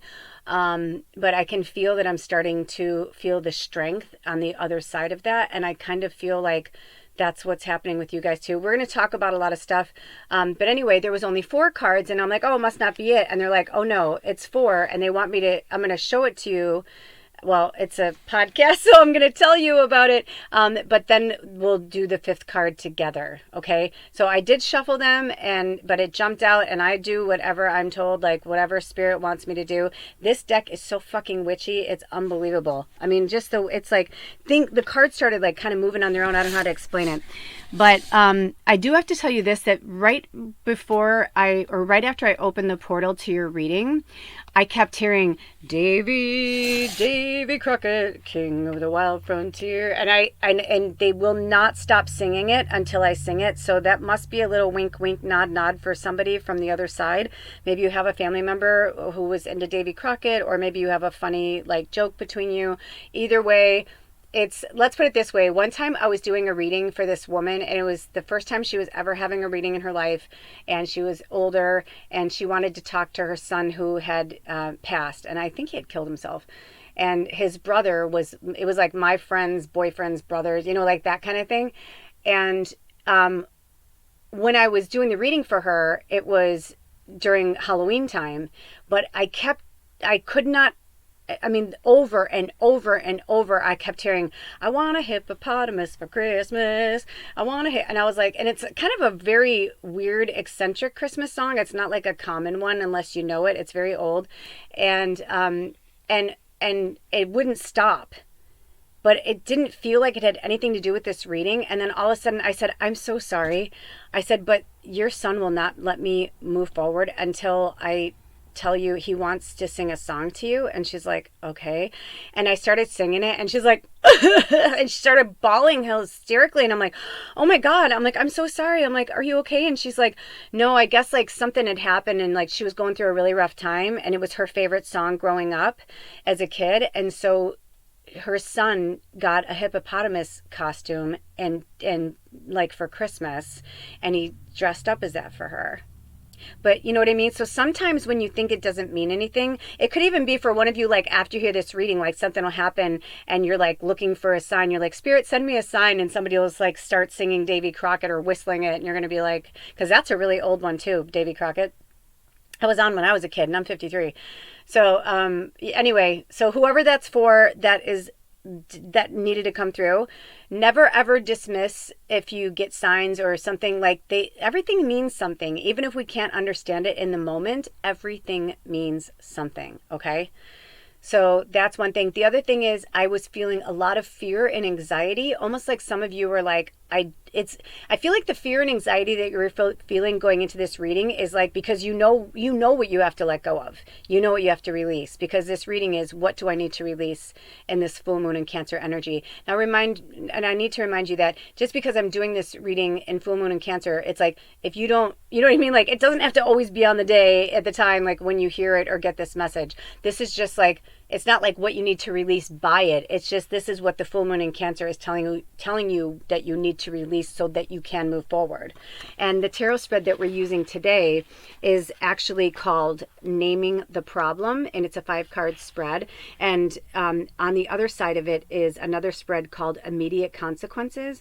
And when Spirit drew me to these readings initially, they said the page number of Immediate Consequences, and I thought that was our theme until I realized that they were like, no, they're trying to let us know that like we need to figure this out and we need to let go of these certain things, because if we don't, we're going to start feeling the immediate consequences of it, right? Like, let's just say like you love your apartment. You love it, but it's got problems. It has issues. You know, like your health hasn't been so great. And then all of a sudden you find out that your dream apartment, you get a letter from your landlord saying that everybody has to move out by a certain day because they found out that there's asbestos. You know what I mean? It's like sometimes we're forced out of something, even if it looks good, feels good, you know, but we're forced out of it because we need to be forced out of our comfort zone to move forward into the next place that we need to go. So here are the 5 questions, and then I'm going to lay the cards out and then we'll get to the reading. So the first question is my problem, or I should say the first card is, what is my problem / like what is the subject, like what's hindering you from releasing? By the way, my familiar is eating and drinking right now. You may hear her in the background. She's still with us in real time. She's still with us. For those of you who love Bubba, and those of you who are new, welcome. Those of you coming back, welcome back. Bubba is still with us. We are in hospice care, as she has told me recently. So I have had to change a lot of things around my thinking around what's going on with her too. So, you know, it's like, I want her to live forever, but you know, she's 14 years old. She's like, I'm not going to live forever, bud. I'm sorry. I'm just not going to live forever. This is what's, you know, this is as far as I'm going to go. And it doesn't matter how good of food I feed her, how much I love her. It doesn't matter if I take her to the vet and give her medicine. This is what's going to happen. It's going to happen. So I feel like for some of you, you know, and even for this reading, if you found yourself to this reading, you're dragging your feet on something that has to change. You need to step out of your comfort zone. Like something has got to give. Something has got to change. So that's what the first card will be. The second card is going to be, this is what I can't change. The third is, this is what I can change / do. The fourth is, what other alternatives are open to me. And the last one, the number 5 card, is the quintessential card, as they're calling it, is how things will progress for now. So like I said, I put these cards out here. So I'm just going to make sure one more time that these are in order, because they started kind of flipping themselves around. Is this the exact order that you want me to put them in, 1 through 4? Okay. Is this the exact order? Is this exactly? Okay. Because some are upside down, some are, you know, tarot, some are upright, some are reverse. Okay. Is this in the order of 1, 2, 3, and 4? Is that what? Okay. Oh, okay. So we're going to shuffle. There's 4 cards here, and they're going to have me shuffle with the layout. So hold on. Maybe not. What's going on? What are you trying to tell me? All right, I'm going to hold those to the side. Maybe they want me to have the 5th card ready.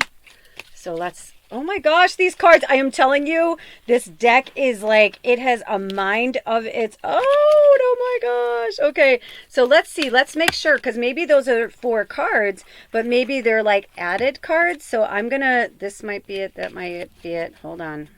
Okay, Spirit. Card 1. Card 1. Card 1. Okay. Card 1. Card 1. Okay, so let's see if they want this upright. Is this starting in the upright position? And we're going 1 through 4 in exactly this order here? Exactly? Okay. So the way this spread is, it's like, if those of you who are familiar with tarot, it's a cross, but it's in reverse, okay? So 1's going to be on top and 5 is going to be in the middle. And so it'll be 1, and then to the left 2, 3 across, 4 on the bottom, and then up to 5, okay? So I'm going to do that now with, these are your cards. So here's 1, 2, 3, 4. Okay. Interesting. This one is like, these are no joke. Man, you guys are powerful. I love reading for this tribe, but man, you guys are so fucking powerful. Sometimes it's like, not hard because I love it, but just like intense because you guys are so powerful. Okay, so we have, let me make sure before I open my yapper any further. All right. Are there any cards that you want me to change the position, whether upright or reverse? Are there any cards that you want me to change the placement of where they are? Wow. Okay, so this is super, super, super cool. I love this deck. Now, I looked at the deck, but like I didn't really look at it, so it's going to be just as fun for me as it is for you. And this came in this really cool little tin, and since I'm not like a tarot expert, never claimed to be, I have this really great tarot deck called the Witch's Tarot, and it comes with this massive book, and it's called the Witch's Tarot Companion by Ellen Dugan. And Spirit asked me to use this book because they said it's very like similar to what, like, you know, but I am going to look at the pictures and tell you about like what's going on with the pictures as well. So I will tell you, in the first card is the 7 of Wands, and it has a witch who has her black cat in front of her, her familiar. Oh my gosh, this better not make me cry right now, because I just realized that one of your other cards has a black cat on it too. And you know, those of you know I have a tuxedo Maine Coon with green yellow eyes, Baba the Great. If you go and to my information section, you'll see a link to her channel. I haven't posted in a while. I don't think I'm going to post. Either I'm never posting again or not till after she's passed on. But anyway, so I'm trying not to get emotional right now, but I can't help it. I am human, and she's sitting right here, and she's doing good. She's having a better day. I wouldn't say she's having a good day, but she's having a better day than it started, so that's good. Okay, so what I see in this picture, since we're doing this in a podcast format, is a witch who is wearing a red cape, a purple skirt, and red and white striped tights with boots. She's got a black pointy hat on, and I wanted to point out the red cape because red is a color for protection, and I feel like for some of you, this one, if you were drawn to reading one, you might want to look at that too, because the same thing, there was a lot of colors coming through in the cards in terms of like colors to wear for the year, or colors like, you know, I don't know what they, you know, because things just mean different things to different people. We're all looking at the same reading, but we're all going to have a different interpretation of it. But she's wearing a red cape, and I just feel like that is important to somebody. And she is being attacked. She has, even though it's a 7 of Wands, I only see 1, 2, 3, 4, 5. So there's 6 wands attacking her. And all you see is the hands of the wands coming at her from the bottom of the card. And at the top of the card, she's like backed up against a cliff with mountains. Like she's like almost like she has nowhere else to go. You know what I mean? Like she's about to step off, like she needs to, you know. And her familiar, it looks like that's her black cat. Her familiar is on guard in front of her, like trying to protect her. And she's got the wand. That they're not swords, even though they're actual wands, like a magic wand, and she's holding her wand up against her in defense mode. So she's definitely in defense mode. And if you've ever heard anything about 7 of Wands, it's about the most unpleasant, it's definitely one of the most unpleasant cards in the deck because it's about hardships, and it's about this, exactly, like she's protecting herself, right? Like she's trying to guard herself away from those who are trying to do her harm, which is interesting because the first question of is my problem the subject. So it could be like maybe you're defensive. Maybe part of what you need to leave in the past is defensive, and we'll get to the other meanings in that. But I'm going to go into the book with the Seven of Wands and see if there's any more that they would like to tell us.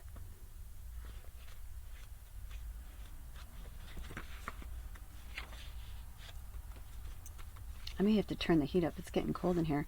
We've been where I live, it's been so rainy, and like it's been awful that way. It's been like so horribly rainy, but I can't complain about rain when in the winter in January it's 50 degrees. You know what I mean? I can't complain, especially coming from the south side of Chicago. I'm like, I can't complain about that.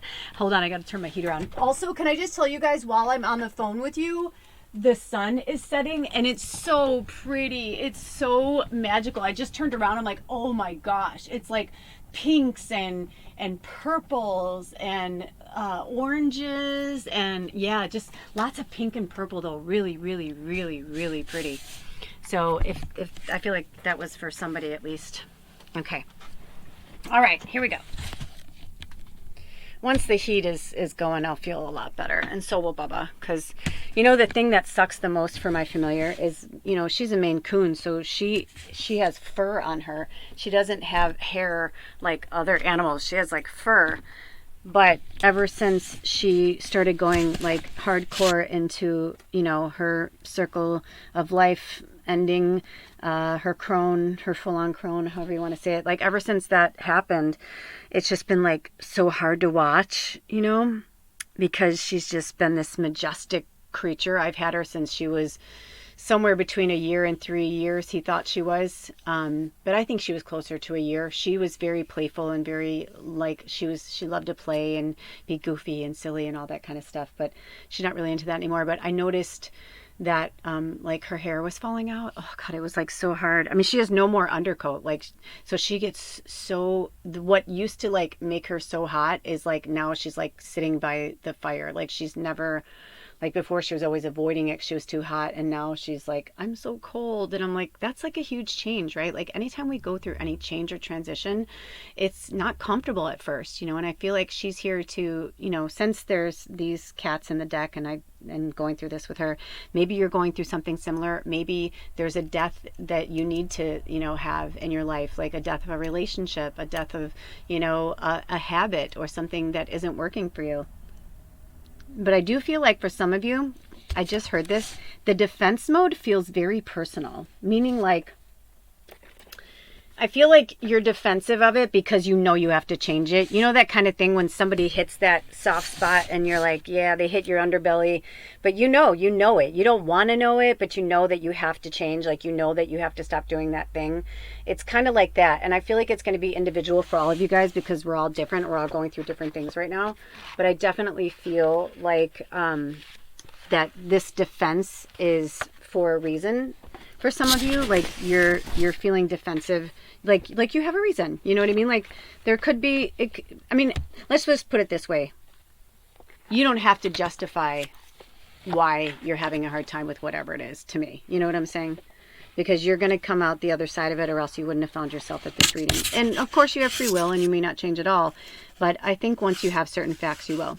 So it says here, when the Seven of Wands turns up in a reading, it is a notice that you are about to face a challenge. One you will thoroughly enjoy. Oh, see, look. Sometimes it's like, that's what I'm saying. Like, that's what I was feeling. But you know what? I should have known that it was going this way because I felt so much fear going into this reading. And I was like, what are they afraid of? Why are they, what's their fear? Like, what's their, you know, but it's interesting because whatever you're afraid of, it's like that part of the Wizard of Oz where they're like, you know, we're in that horrible forest, but then once they see Emerald City, they're like, oh my gosh, we made it, you know, and they're like, you're out of the woods, you're out of the, step into the light. Yeah, it's like, that's what I feel like it is. It's like, it's almost like whatever fear you have is completely muggle based.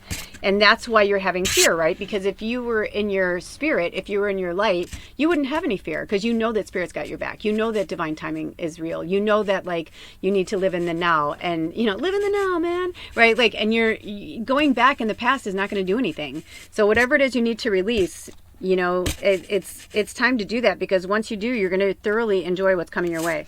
All right. Now, that's not going to be for everybody. Everybody's going to have their different medicine, but that, you know, they had me pull this book out for a reason, and they wouldn't have me pull this book out if I wasn't going to do something with it. You know, if I wasn't going to bring some messages out. So it says, it may be a sort of a personal test where you take on the challenge just for the fun of it, just to see how far you can advance your skills, be they magical or mundane. This card shows the use of muscle and movement with restraint and style. Yeah, you know what's so funny? Right before they even said it, I saw somebody doing like rock climbing, or like, I feel like it's something you've always wanted to do. So I'm getting this, like, do like those like indoor ones where they have like the harnesses where it's a lot more safe, you know, before you go out into the world. Or maybe you used to rock climb, but they're saying like, just make sure that you have like really good gear.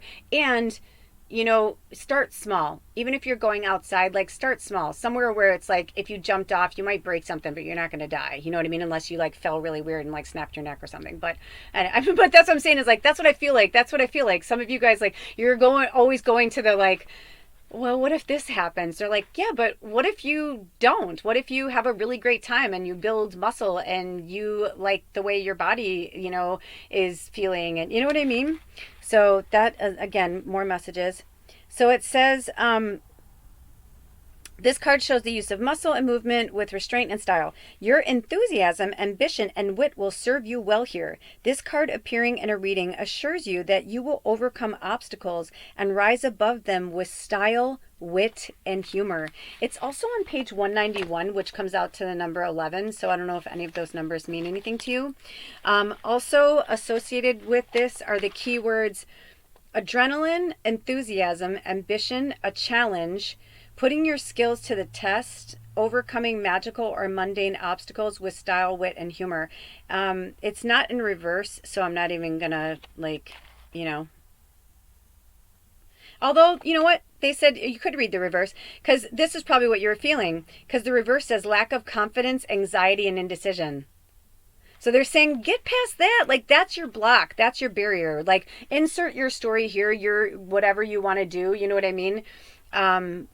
But whatever's like stopping you is from your past is you.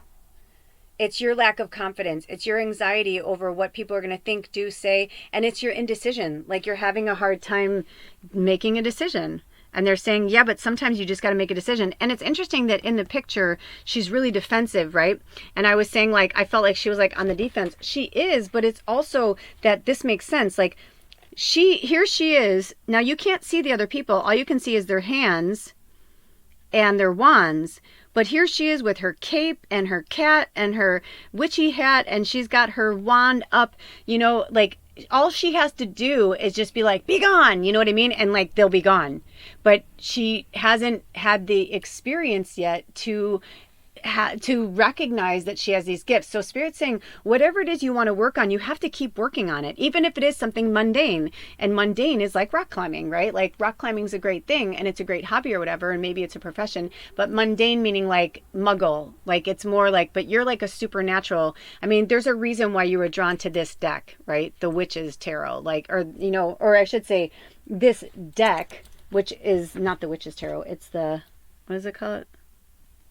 Oh my gosh, where's the lid? I'm like, what was the name of it? Oh yeah, Everyday Witch. You know, and I feel like if you chose this one, that you're an everyday witch. So maybe there's something in there that the reason why you're having this lack of confidence is because you're trying too hard to be a fucking muggle, and you're not a muggle.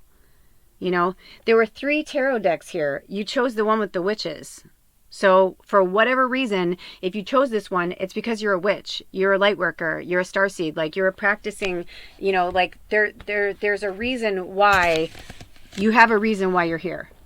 And it makes sense that they'd want you to release the past because it's like all muggle filled. Okay, so that was for question 1. So now we know what you're dealing with. Okay, so let me find question 2. This is so interesting because I've never had this kind of setup. Because without my phone, I can't even use like my flashlight or anything like that. So I apologize that I'm like kind of struggling. I have to keep moving things around, and I'm like, I have one teeny tiny lantern. I have a few candles going, but normally I'd have a plethora, but I'm almost out, and I don't know when I'm going to see anybody or when I'm going to get things next. So I'm like, I can't just go light all my candles right now. Okay. So the second question of naming the problem is well, this is, what we need to release in the full moon in Cancer, but this spread is called naming the problem. So now we know that was number 1, my problem, slash the subject. What's my obstacle? Now we know there's that. And then the second one is, this is what I can't change. Oh my gosh. If you were drawn to reading 1, you really need to go watch it because this card was in reading 1. The interesting thing is, in reading 1, it was upright, and in this one, it's in reverse. So it's the Queen of Swords, and she is sitting on her throne with her white cat in front of her, and she has her sword. She's sitting down, and one hand is on her lap, and one hand is holding a sword. Oh, is there something in her hand? I can't tell with the lantern. If they call me to put pictures in the community section, I will, and I'll do it in the form of the spread so you can see how it is.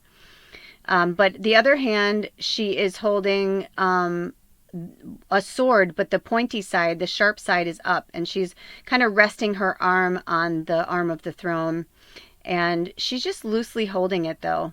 Like, and if you know anything about the Queen of Swords, I mean, swords are all about communication, and they're air. So it could be you're an air sign or you're dealing with an air sign, which we're almost in Aquarius season, and then Gemini and Libra are, so it could be, you could be a Libra or a Gemini or Aquarius, or you could be dealing with someone who is this, but it's in reverse. So I want to read what the book says about the Queen of Swords in reverse. And this is what you're saying you can't change. Hold on. Okay, so I'm going to read the reverse meaning first and see if they want us to say anything else. And it even says on here, astrological sign Libra. And then it says associated elements, air and water, which is funny because I was thinking water. So you could be a water sign, or you could be dealing with a water sign. And the same thing in the other reading. We were getting water through that, and it was really interesting. So very interesting. Okay. Air and water. Air is the suit of swords related natural element, while all 4 of the queens are associated with the emotional element of water. So the reverse says, a woman who has closed off her feelings and established very high boundaries. Keywords are isolation, gossip, and a vindictive woman. So, even your thoughts can betray you. Just because you're not being outwardly vindictive, you may be being vindictive to yourself or others, like in your mind. And just remember that, and if we all put our energy into it, we could read each other's minds. When people are like, oh, you're a telepathic medium, I'm like, everybody can read each other's minds. It's just something that we were told that we can't do. And I feel like for you, it could be something where there's like a lot of negative thoughts going on. So whether it's about yourself or other people, or maybe like someone's doing something that's successful and you feel like you can't do that. And so like maybe you're having a little envy there. I feel like a little bit of that too. But it's interesting because this is saying, this is what I can't change. Well, but you know what? Can't is like, that's a decision. We spoke about this again, or we spoke about this in reading 1, and I'll use the same analogy, which was, I just saw Wicked, and I was saying, there's a difference of like one of the characters, she's in a wheelchair. She can't walk. It's like, if you have something where like you cannot do something like you can't, that's different, right? You cannot because something, you were born that way, or you got in an accident or something, and you like, or you don't have legs, so you can't walk. You can you can walk in a way, like, right, like she rolls instead of walks, right? Because she's in a wheelchair. So like she has a way to motivate herself, but it's not like she's going to go, oh, I'm going to walk tomorrow, blah, blah, blah. And it's most likely not going to happen, right? She can will it to be, but it's not going to happen. Then there's something where it's like, oh yeah, I can't do that. I can't do that. And it's like, why can't you? You know, oh no, I've never done that. I don't think I can do that. You know what I mean? And it's like, you can do it, but you're in fear that you can't do it. You're lacking the confidence to do it, but that doesn't mean that you can't do it.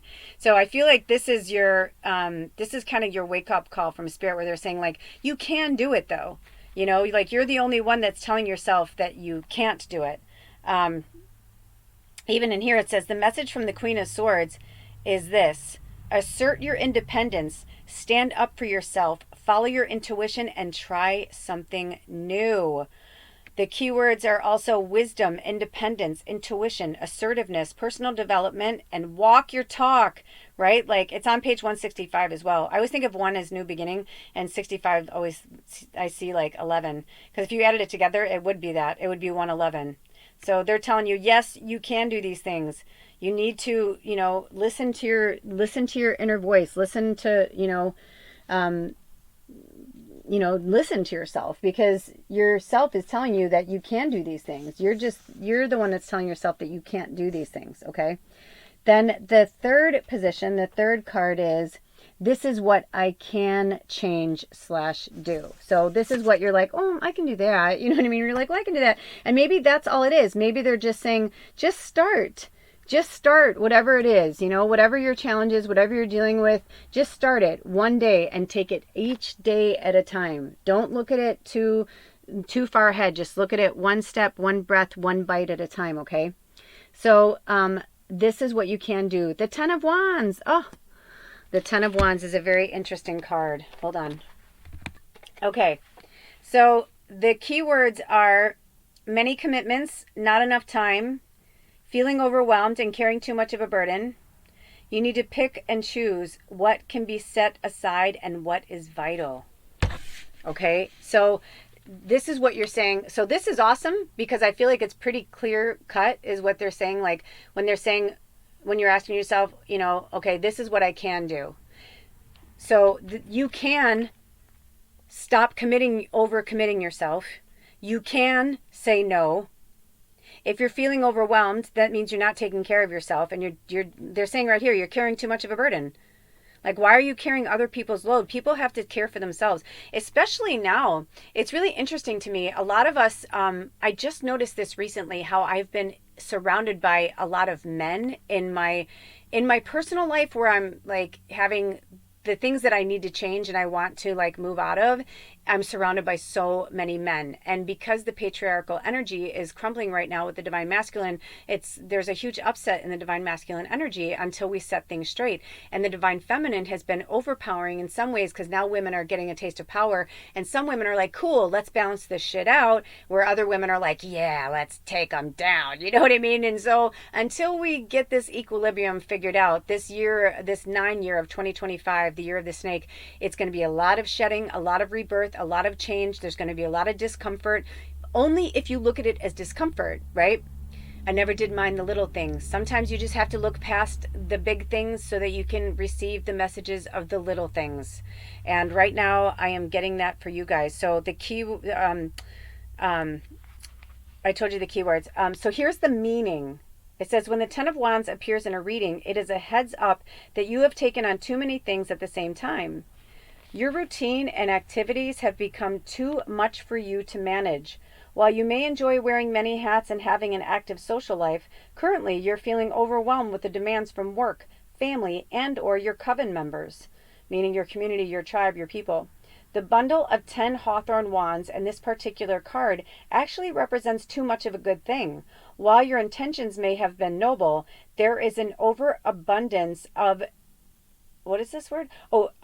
There is an overabundance of creative energy, and you are being pulled in too many different directions. You will need to let something go. Set down some of those wands in order to complete your tasks and goals with grace. Learn to delegate in the business world, your personal life, and your coven, or you will have trouble successfully completing your goals. Okay? So this is what you can do. You can do this, because these things that you're doing are a choice. In reverse, it says psychic overload, physical exhaustion, oppression, and a burden that may break you. What does that tell you? You know what I mean? Okay, then your fourth card, and the fourth question is, Oh, it's the moon. And you know what's so cute about this card? It's the moon is in reverse, but it's so cute because it shows in the upright position, it's a witch. It's nighttime. It's a big full moon in the sky, and it's a cute garden with trees, and there's a pathway, and then a cute little, it looks like a fountain or something, or like a pool. And there's a little black cat at the edge of the pool, and when they're looking into the water, they see a cat that's like 5 times bigger than them, and a witch in silhouette, in black silhouette on a broomstick, is flying across the full moon. And it's number 18. It's funny, they didn't, even though I knew it was 10 of Wands, and you know what I mean, this is the first one that I really saw the number, because it's number 18, the moon, but 8, I feel like it's really interesting because right now in real time, we're at the very end of the year of the dragon, the lunar year, and then we're going to be going into the year of the snake. So most of the dragon lunar year was in 2024. It started in 2024, which is the number 8. And we are in the month of January right now. And then we're going into the year of the snake, which in 2025 is a 9. So I think this is so interesting because the 1 before the 8 feels like a new beginning. Like January, we're right at the beginning. 8 is like, I feel like we're coming to like, we're really gonna, even though the Gregorian calendar is over, it's like we're completing another peg of the calendar year. I always feel like it's like the Gregorian calendar is the first, and then I feel like the second is the lunar year, and then the third is the zodiac year when we, end Pisces and start the new year with Aries. So I feel like there's something in here for you, especially because they're looking at water, and the moon represents water, and we spoke about that with the Queen. That she was a representative of, and it's actually really funny because the Queen it was the 7 of Wands. Because I was going to say we've had 2 wands, which are fire, and then we have 2 cards that are kind of technically water, right? Because it's a queen, and this one, the moon, is water, right? Like the moon is ruled by our seas, and our tide is like ruled by the moon. So I just think this is really powerful before I even go into the description of it. Also, Baba, this is like making me want to cry because I can tell the other thing that why my familiar is struggling so hard right now is it must be really hard, like we're going to go through that too. I mean, I've been noticing lately, like my hands are starting to look old, I'm 53, like I'm starting to like really feel it and like look like I like in certain aspects I'm like, wow, I'm not getting any younger. You know what I mean? Like even if I look young in some ways, I'm like, I'm not getting any younger. And it's the same for Baba. Like I had a breakdown the other day because I'm like, she's never going to look like that again. Like she will never look like I've been so spoiled with her looking this majestic Maine Coon, this big gigantic cat, and now she's in her crone and she's on her way out. She's in kitty hospice, right? Like, so she's lost all of her Under Armour. Her hair is really thin now, and she's losing hair off her ears. Like it's just been like really wild to like watch her. Thank you, Baba, for letting us talk about you. It's just been wild to watch her go from this big, majestic creature to this, she has these moments where she's still big, but she's so skinny and like she's lost a lot of muscle mass and like losing teeth and losing hair and fur. And it's just been really hard to watch. And I can tell that it's like starting to like wear on her too, like where she's like, she doesn't feel like herself. Like she's not her, her body's shutting down, like things are changing. So, it's like I feel like this is kind of her like looking at the way that she used to be, and that's what they're trying to get us to do is like let go of the past. Maybe you're going through that too. Maybe it's an age thing for you. Maybe you're somebody who's was looked a certain way for a long time and now you don't. There's this person that I follow on YouTube, and they talk all the time about how they had this huge 100-pound weight loss, and I've lost a significant amount of weight myself. I've lost 80 plus pounds, so I know what it's like you feel like you lose a whole person. It's like you don't look nothing like yourself. The more fat we have on our bodies, we just look different. I actually, when I got so skinny, I was like, I never thought I'd miss my chubby cheeks. I was like, I felt prettier when I was plump. And also, that the more I was losing fat, the more my wrinkles were coming in. And I was like, oh my gosh, I was like, I'm the crypt keeper. Like I just looked so different. And they're trying to get us to let go of versions of what we think we should look like or what we think we should be. And I feel like that this whole story is a metaphor for you and like what you're going through and like what you're transferring into, like the next phase, the next stage of your life. So they're saying allow it to happen, allow the shedding, allow the purge, because with the purge is so much more than you could possibly imagine, and you're going to love your life as soon as you let go of these, certain things and move forward. But they're saying at the same time, don't forget that, to everything turn, there is a season and a time and a place and a purpose under heaven. So allow it and allow the divine, timing. Don't push too hard. Allow it to just naturally go. I'm like, I can't take it, Baba. I'm putting you down. And she's like, she's like, no, like, you leave me be. Like, this is her process. This is her story. And it's not for me to tell. It's not for me to push and to pry and to say, this is the way it's going to go. When I was really like getting hardcore with her, she's like, all right, I want you to look at it like this. She's like, what if I was your grandmother? Would you murder me? She's like, or would you sit with your grandmother through hospice and help her as much as you can as she transferred over peacefully? And I was like, oh my God, like even though I think of Bubba as more than just my cat and my familiar, I still like wasn't looking at it that way, but I needed to look at it that way. She was like trying to show me like, that is what is happening here. Whether you like it or not, it's not your fucking business to control how I leave this earth. And I was like, whoa, that was like a hard, she may say, okay, today's the day, take me and put me down, which is interesting because I did sign up for a local vet here when I, like so many times, like I've actually made 2 appointments for her and canceled because she was like, I'm not going. And she's like, I will cut a bitch. I will like tear your face off if you try and make me go. And I was like, you know what? I don't want her last days to be torturous like that. So I'm like, you know what? I have to sit with her through this. Even though it's not easy for me, every day is a challenge, and cleaning up after her all day long and feeding her every few hours. And it's not been easy, but I'm doing it because she gave me 13 years of her life. And the least I can do is help her transition the way she wants to transition. It's none of my fucking business, And I feel like somebody needed to hear that, because we tend to, as empaths, light workers, starseeds, we tend to be very controlling, and not because we do it in a manipulative, dark way, but because we have been, we've been in situations our whole lives where we've had to like be a chameleon or be a snake, and shed our skin and change because other people will not. And we know that we have a greater purpose and a greater path. And that's basically what I feel like they're saying to you. So the moon is in the question, what other alternatives are open to me? Okay, so let's read the moon. Now, I don't know if the moon is going to be in the same order here, because I just started researching. Oh, it is. Haha. Look at that. This has been happening to me since I started these readings. I just opened right up to them. Okay, so it was in reversed, and it says confusion, deception, deceit, anxiety, and fear. Yikesies. That's some heavy burden right there, right? Because it's saying, what other alternatives are open to me? So it's like, there is no other alternative. You're just going to be confused. You're going to feel deceived.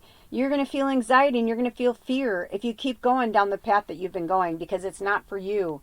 It's not for you. You are not a muggle. You like, think Harry Potter, think Wicked, think these, like, that is what you are. And whatever modality that you're going to do it, whether you're a reader, whether you're a hands-on healer, like whatever it is. That's why I say on my channel, welcome witches, healers, and deep down believers in magic, because that's all magic. It's just different forms of magic, different forms of, there's so many things. I personally believe, and maybe I'll be wrong someday, but right now, and I have felt this for many, many, many, many, many, many, many years, that witches come from the angel realm. We are angels. We are brought here to make sure that mankind don't fucking, blow the planet up, that we don't, you know what I mean? It's an earth school. It's a school. It's a school for learning. It's an education.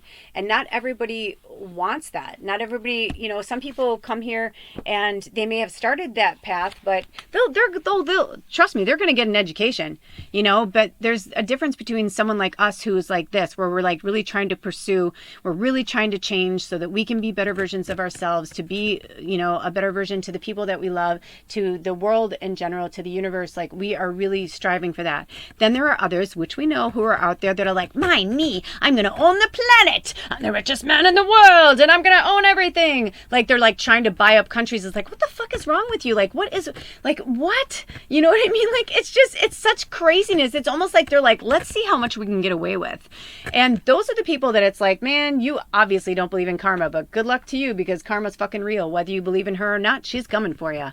So, let spirit work that shit out. You don't need to worry about other people and how they're going to do things or what's going to happen because karma will always, always, always, always, always sort it out. As Deepak Chopra used to say, and I don't know where he got it, but he said, karma never forgets an address. Right? You can run and you can hide, but there's nothing, it's coming for you. It's going to come for you no matter what. Also, the astrological sign is Pisces. So this could be that you're dealing with a Pisces. We were talking about, I said I felt like a water. So it could be you could be a Pisces or you could be dealing with a Pisces.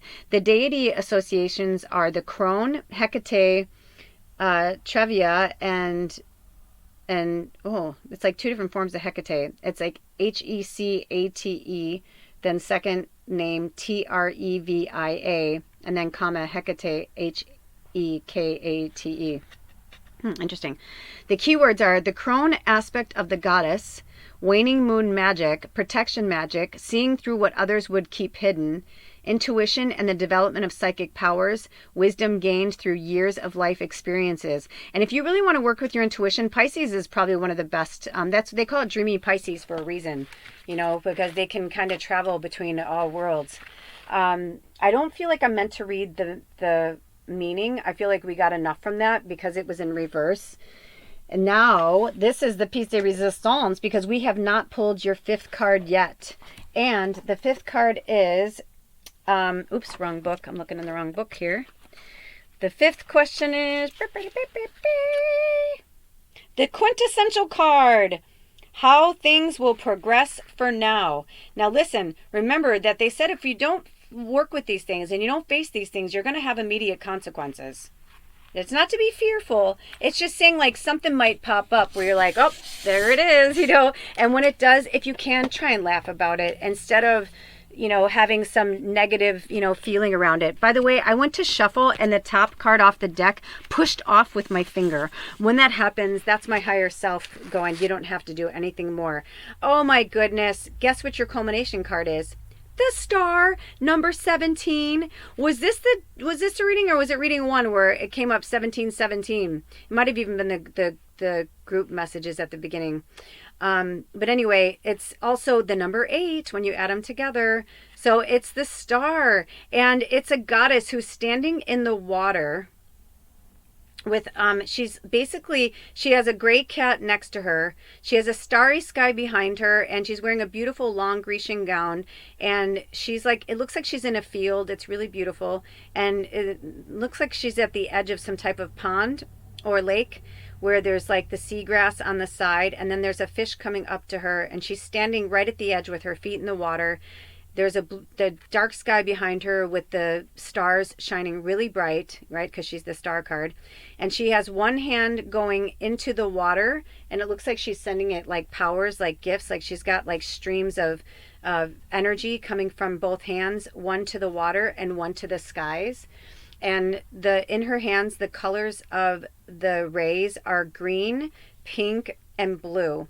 So I feel like those colors are significant to you, but right away I felt green for the heart chakra and blue for the third eye. So you may want to work with those. And also that pink may be more like a lavender, the crown chakra. So I would say, even though there's only 3 of them, I would work with your crown chakra straight up to or straight down. I was actually thinking of the heart chakra going up, but either way, the heart chakra up to the crown chakra or the crown chakra down.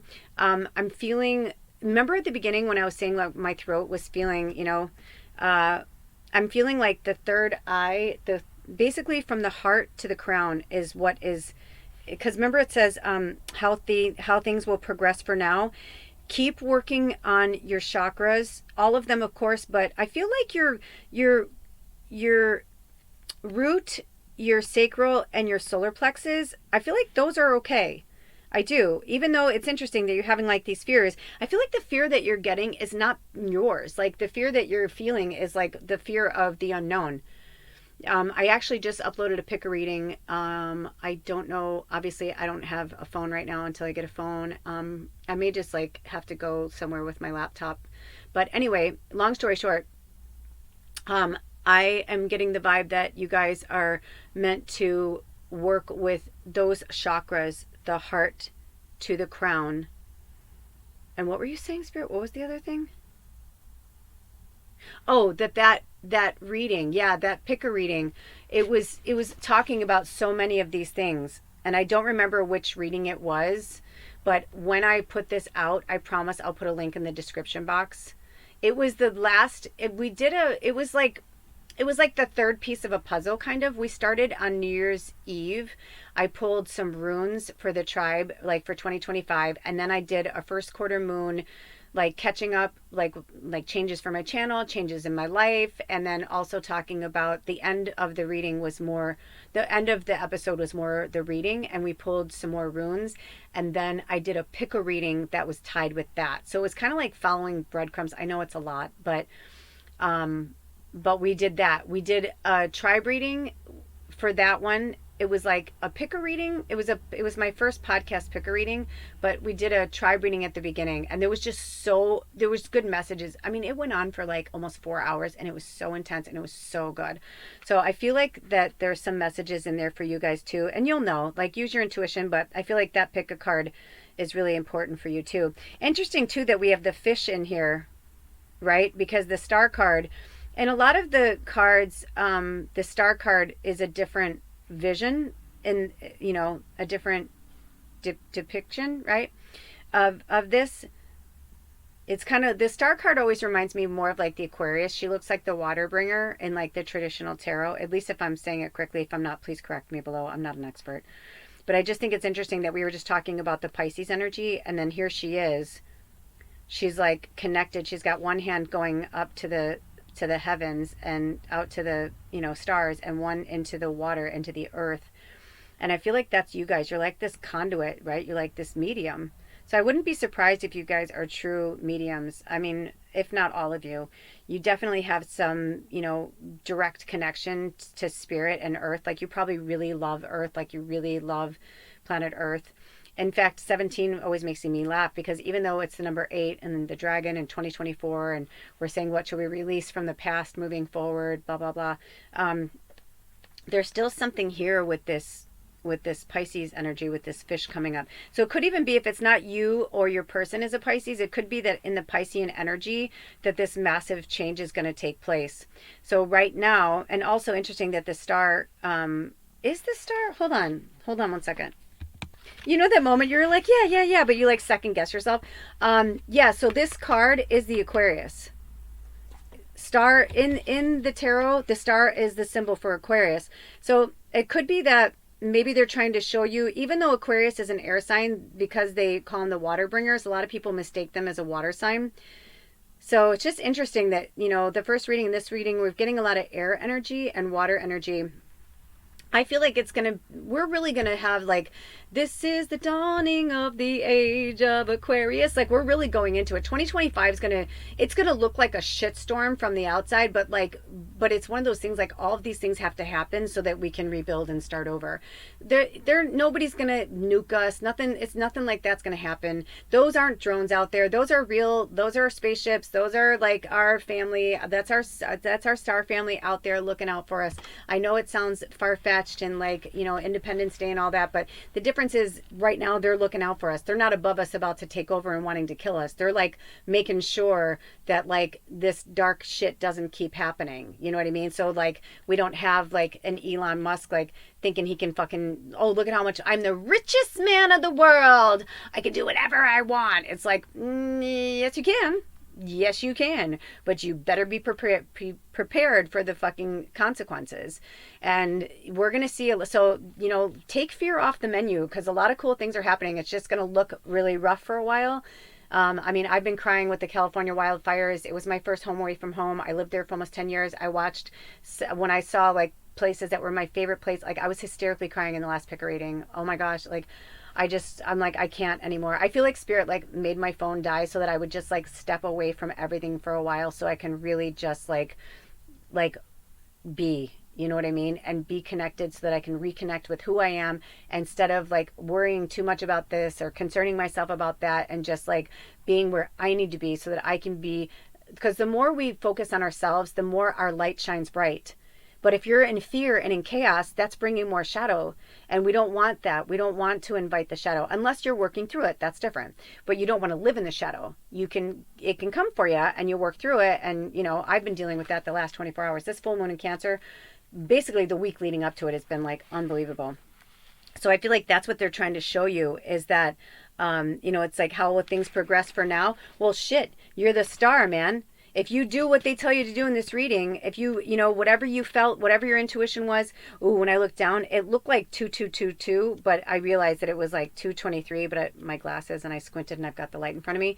But I feel like 222 means something for you guys, or maybe you're seeing 2222, like 4 twos, or maybe that'll be your sign, like when you're on the right path, or like you're like, when will I know? When will I've been there? I know. I still feel that way right now. I have my days like that too. But I feel like triple twos is going to be a sign for you. So keep your eyes out for that.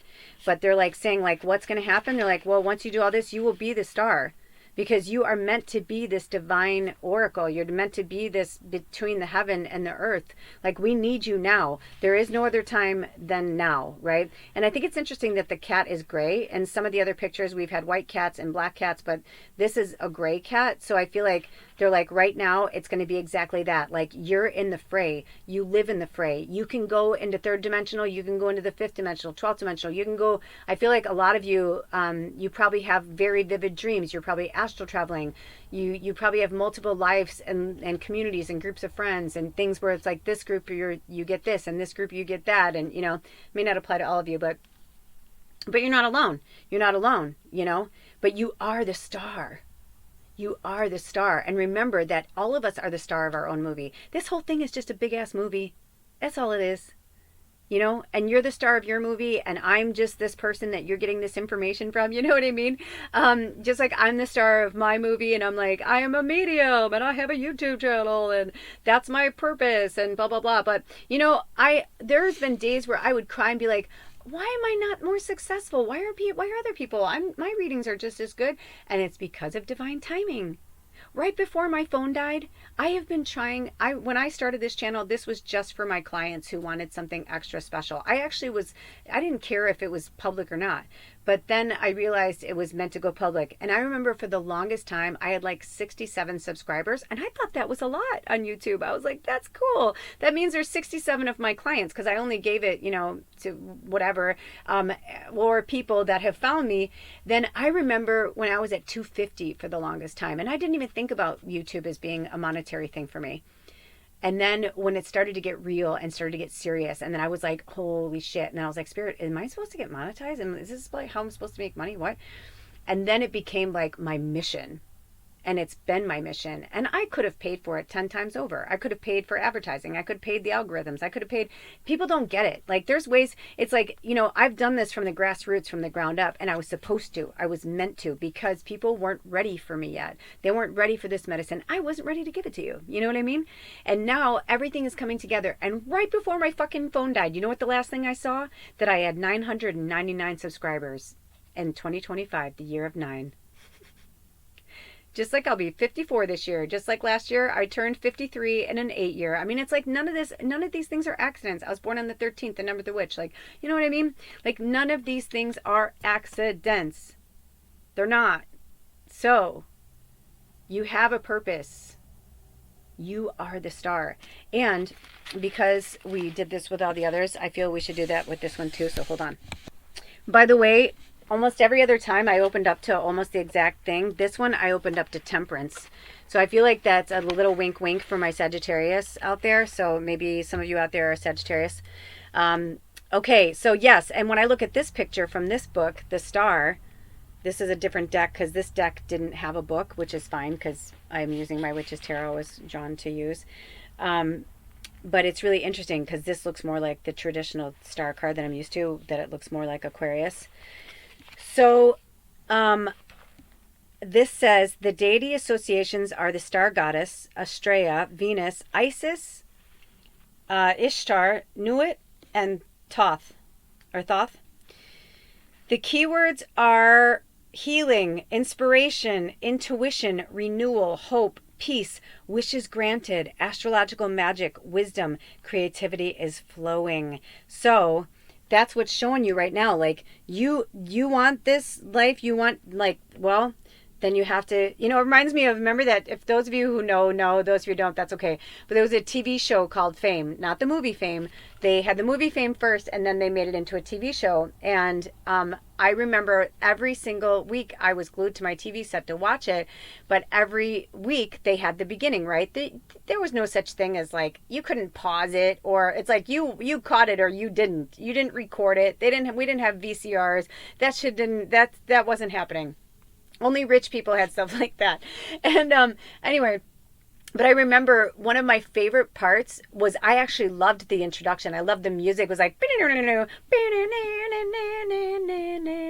and she was like, you want fame? And so it's like they're playing the music and they're showing like, them, it's a school for the arts, right? So they're showing dancers, they're showing people playing, musical instruments, people singing and acting and whatever. But the one person that's talking is the dance instructor, Debbie Allen, who's really famous. Actually, her sister was the mom from the Cosby Show. If you guys remember the Cosby Show, the mom, it was her sister. They were both really famous actresses, and it was her sister. And she was actually a real dancer. Like, she was a real choreographer, and she was a triple threat. She can sing, she can act and everything. So she was perfect for this role. And while the music is playing, they're showing you want to be a star, you want to be, famous, she's like, you want to be a star, you want to be famous. She's like, well, fame, oh, I'm starting to cry because I remember that. She's like, well, fame costs. And she's like, and right here is where you're going to earn it in sweat. Like, she's like, if you want this, oh, I don't know why, but I feel like I'm saying this to you guys. Like, if you really want this, you have to work for it. And you have to be willing. Oh, here we go. Here comes the full moon. Because it's getting darker out and the moon's coming out. And I was born on a Monday, on a moon day. And it's on a Monday, a moon day, that we're having the full moon in Cancer. I knew I was going to cry. I just didn't know who it was going to be for. But, like, seriously, though, I'm saying this to you because I love you so much. And I can see how much you guys want what this is that you want. And I'm telling you, you have to work for it, and you have to give up things. I had to give up so much to have this life. I mean, recently, when I found out that my partner definitely wanted a divorce and like didn't want to work things out, I was like so sad. I'm like, are you kidding me? And like, you really, I'm like, you're just in shadow right now. I'm like, you don't really mean that. And he's like, I do mean it. And maybe he won't, but either way, it was just like the way he was saying things to me. And I found myself saying things like, is it my spirit work? Is it my pendulum? Like, is it, I'm like, am I just doing things too much? And I was like, later on, I was like, what am I doing? What am I saying? What am I saying to him? That I would give those things up? I'm like, I can't. That's part of me. I mean, I could give up the pendulum and use my intuition more and just, whatever. Like, sometimes I do think I overuse my pendulum, and I know that. And it's something I'm working with too. But I found myself like, how can I make this work? What can I change to make us work? And then I thought, what the fuck am I saying right now? Like, when did I become this like weak ninny of a fucking, person that because, I don't really have, my family's all pretty much gone. I don't talk to my family anymore. My mom just died. She was the last parent, so as my mom would say, I'm officially an orphan, and in that terms, there's not a parent I can go to that I can ask for advice or borrow money or go stay at her house or whatever. But you know what I do have? I have friends, and I have community, and I have people that if I needed a break, they'd be like, yeah, dude, like, come stay with me, or like, yeah, I got your back. When I was really like freaked out a week or so ago, and I was like, oh my gosh, you guys, I'm like, I need help. I put flyers. I put, feelers out to all of my people, and within, 24 hours, they helped me, get my rent paid, my electric paid, get food for Bubba. It was like, you guys like pulled it out, and thank you again. I know I keep saying thank you, but thank you. All of the contributions that you guys make really help my family. When Bubba took a turn, I mean, it's like our finances like went triple, just like in terms of like her health care and her food, and just like everything fucking changed. She was so simple and easygoing. She really was. And I always use my pendulum when I pick her food, and I'm like, that's it? That's all you want? She's like, yeah, I'm easy. Like, just give me this, just give me that. Where now it's like she's on a special diet. I have to feed her every 4 hours, and like, each can is like dollars. It's not like I can just like give her part of a can just for a treat or something. Like, this is different. She's got to eat, like, sometimes it will cost like $10 a day just to feed her, and like her pee pads and all that. You add that up, you know what I mean? It's like, it's a lot. So it's just interesting how things have shifted and how things have changed. And, it's like I can fight against it, or I can go with the flow of it. And I'm praying that he's just in his shadow and, fighting through the divine masculine, old patriarchal energy, because he's my age too. And, I feel it's harder right now. It's harder for men than anybody on this planet. And I know that some people be like, what? But no, it's true, because we are watching like this old world crumble, and now we need the energy of the divine feminine to pull them out. And, he's either going to come back around to this, or he'll get stuck and lost in the abyss. I don't know. And I can't make him look at things differently. I can't force him to change. Even though I'm seeing certain things a certain way, until he sees it, there's nothing I can fucking do. So it's the same for you, like give yourself some time to work through it, Oh my gosh, you guys, I just realized something. Holy shit. Hold on. Oh, okay. I was like, did I just read you the wrong card? But I didn't. It's just because I just realized that you have the moon and you have the star, and the star is 17 and the moon is 18. And I think it's interesting that, the way that this spread is, like I said, it's in reverse. It's a reverse cross. So 1 is at the top and 4 is at the bottom and 5 is in the middle. And I just think it's interesting that you started with the 7 of Wands, but you're ending with the star card. So if that isn't any, you know what I mean? It's like when I look at them in a row, it's like you start this reading where you're like defensive and you're like defending yourself. And at the end, you're like putting beautiful, positive energy into the cosmos and back into the earth. You're going to figure this out. I promise you. It's just, you have to go through the ugly stuff, the hard stuff. There's no easy way out, man. There's no easy way out. I've said this to you guys for years. Cher's big line in the 80s was, if it came in a bottle, everybody'd have a great body, because it's true. You got to get your ass in the gym. You can take this Ozempic. You can take this. Let me tell you, in my 5 decades, right? Like, I'm not fully done with 53, but, if you look at it from 0 to now, in 5 decades, I have seen every fad diet, every pill, you know what I mean? Like, it's always different. Even if it changes, like the times change, there's always something that's like a quick fix. And how many people have taken that and said, oh my God, look what it did to my body. Look what it did. Yeah, because if you're trying to manipulate yourself, your mind, your body, or your soul to be something that it's not, it's going to fucking show you what it really is. I can keep feeding Baba. I can keep, whatever. But one of these days, I'm going to look over, or I'm going to wake up and she won't be breathing. But for now, she is. So I have to be here with her through the hardest part and hold her hand, because she held mine. And I know you guys, I'm feeling I'm feeling your emotions right now, and I'm feeling the full moon energy as it's encroaching. Of course, I love that while I'm talking to you guys, the full moon is like rising. I wonder if I can see it out my window. This is where I'm like, oh man, I hate that I don't have my camera or my thing. Hold on one second. Okay, I can literally see a sliver. Oh my gosh, you guys. I don't know if you notice how bright this moon is too. It's, it's the wolf moon, which is another thing too. Wolf is the teacher and the Native American animal spirit medicine. So, it could be for some of you that it's time for you to teach, or maybe you used to be a teacher and they're like, well, maybe you don't want to teach that subject or work at that school or whatever, but maybe you just need to change what you're teaching.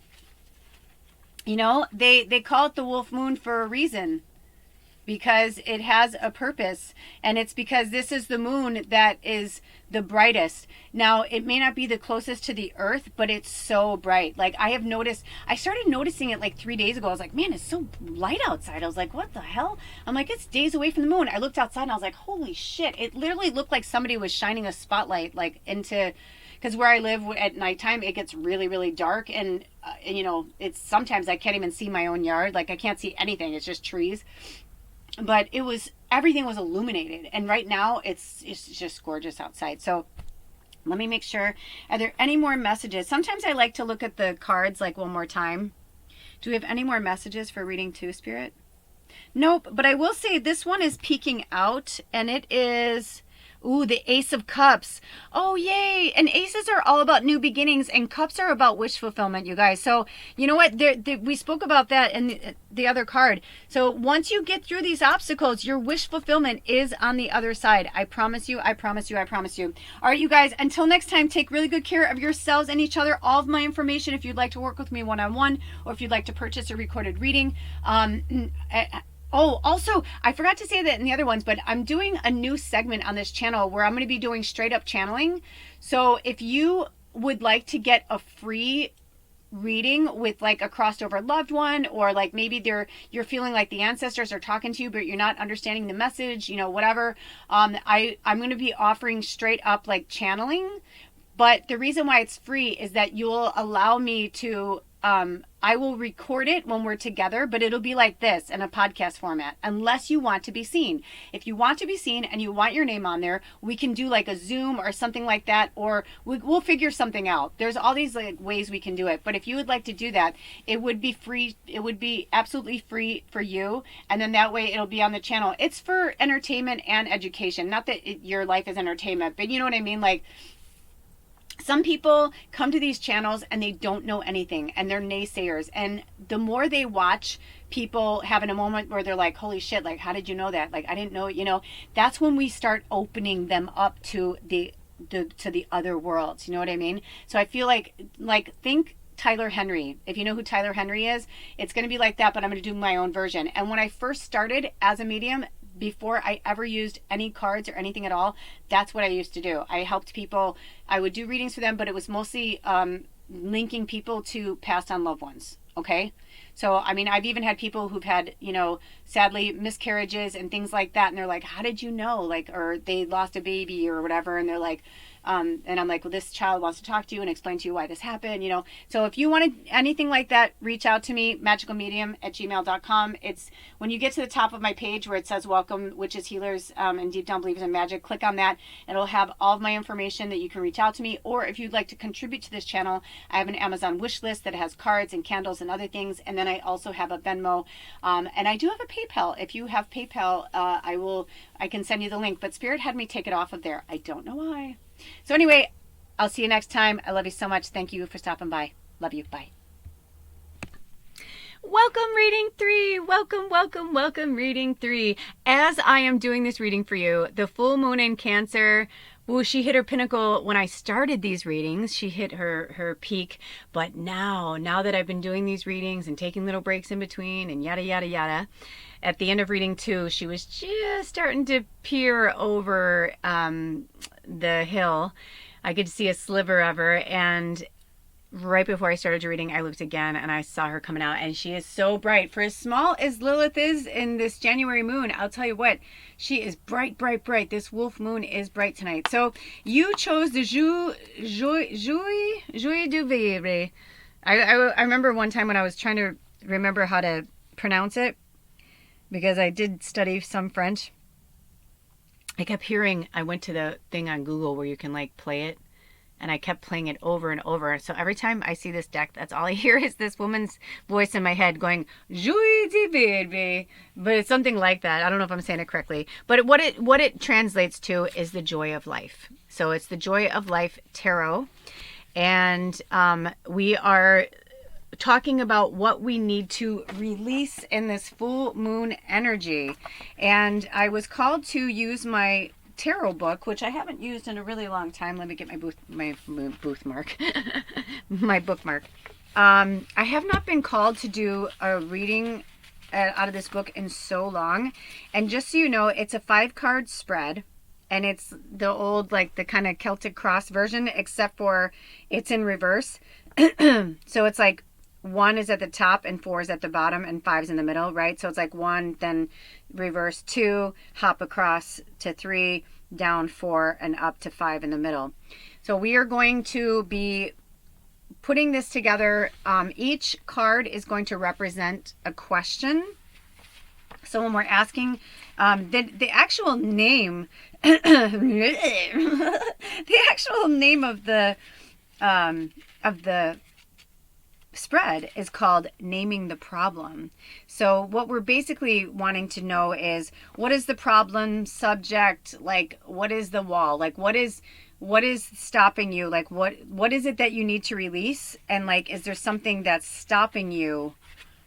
Basically, here are the questions. The first question is my problem / the subject. The second is, this is what I can't change. Number 3, this is what I can change / do. Number 4, what other alternatives are open to me? And the last question, number 5, is the quintessential card, how things will progress for now. Across from it is another spread called Immediate Consequences. And it was interesting because I thought that's the one we were going to use, because that's the page number they gave me.